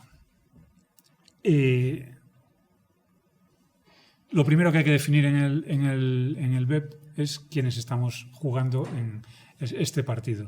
Y para ello, definir claramente quiénes son los que forman parte de los equipos y dónde está cada uno.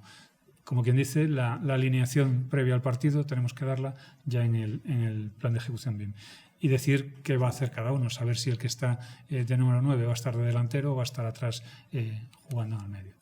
Tenemos que dar las unidades, referencias y sistemas de coordenada, aunque parezca trivial, decimos, hombre, partimos todos del mismo sitio. Bueno, pero no está de más dejarlo explícito y además tenerlo como elemento contractual, porque si yo tengo un elemento de referencia, es el mismo para todos a lo largo de toda la vida del activo. La estructura de datos, cómo voy a dividir mi modelo y cómo se va a acometer la ejecución del proyecto en trozos. La estrategia de colaboración, de forma que se quede ya definida en forma de entregables, ojo, la nomenclatura de elementos, de ficheros, de absolutamente todo. No hay, seguro que os ha pasado alguna vez, nada más frustrante que abrir una carpeta con elementos de un proyecto y no tener ni idea de qué es lo que estás viendo. Tener que ir abriendo PDF por PDF, DWG por DWG, para saber simplemente que no te hace falta ese documento. Entonces, tener clara la estructura de nomenclatura, aunque sea, en mi caso, un poco friki por eso, por querer usarla y por hacer que se use, supone que en el día a día nos ahorramos muchos problemas de gestión. Y cuando estamos trabajando 30 personas dentro del mismo proyecto, es imprescindible saber qué tengo delante antes de ponerme en un proceso de apertura. Imaginaos los que trabajáis con nubes de puntos de 6, 7, 10, 15 gigas que no están nombradas o que no están nombradas de forma que tú reconozcas qué es lo que necesitas. Abrir una nube de 15 gigas pues puede ser trivial, que no lo es, en mi equipo en el despacho, pero si tengo que primero bajarla del entorno común de datos y después abrirla para descubrir que no era la que yo necesitaba, pues os diré cuánto tardan 15 gigas en bajarse con una buena conexión de Internet. O sea, no es nombrar las cosas hace que existan para todos. Por supuesto, definir qué softwares y qué formatos vamos a utilizar dentro del proyecto. Hay otros casos en los que no, pero En el caso de un proyecto que se dilate durante, no digo más, 3 años, y que se haya empezado con Revit 2017, el estudio ha podido pasar de 17 a 18, de 18 a 19, de 19 a 20. Y abrir ese fichero RVT con la versión incorrecta y guardarlo supone inhabilitar al resto de compañeros, al resto de actores en el proyecto para trabajar con ese proyecto. Con lo cual, y no es una situación anecdótica, hay muchos estudios, muchas ingenierías que tienen que mantener vivas varias versiones varias licencias del mismo software porque los proyectos duran lo que duran. Entonces, definir claramente en el BEP cuáles son los softwares que se van a utilizar, cuáles son los autorizados y cuáles son los que necesariamente se van a emplear, con qué formatos, es fundamental. Fundamental porque estamos en un entorno tecnológico que va cambiando, que tiene una evolución muy rápida y que el año que viene no sabemos si todo lo que tenemos hecho hoy con lo que utilizamos hoy vamos a poder seguir utilizándolo con lo que estaremos utilizando entonces. Por supuesto, entregables de proyecto, previsión de fechas, calendario de reuniones, controles de calidad, todos los datos que van a requerirse por parte de los actores que estén trabajando dentro del proyecto. Los usos BIM, importantísimo y fundamental. Si no sé para qué lo voy a usar, no sé cómo tengo que hacerlo. Organigrama tipo de responsabilidades y de forma de gestionar el proyecto. Evidentemente, si soy yo solo con mi compañero en el despacho, pues me sobra mucho organigrama. Pero no está mal tener claras las funciones de cada uno en todos los proyectos, aunque solo sea una persona, saber quién va a ser el que se va a encargar de cada uno de esos aspectos. Aunque yo en cada momento vaya cambiando de sombrero y cuando me voy a la administración correspondiente a discutir con el técnico, soy el jefe de proyecto, y cuando llego al despacho y me pongo a hacer una familia, soy el modelador. Sigo siendo la misma persona, pero no está mal tener perfectamente definido en el organigrama lo que va a hacer cada uno. Este es un ejemplo del índice de un plan de ejecución BIM.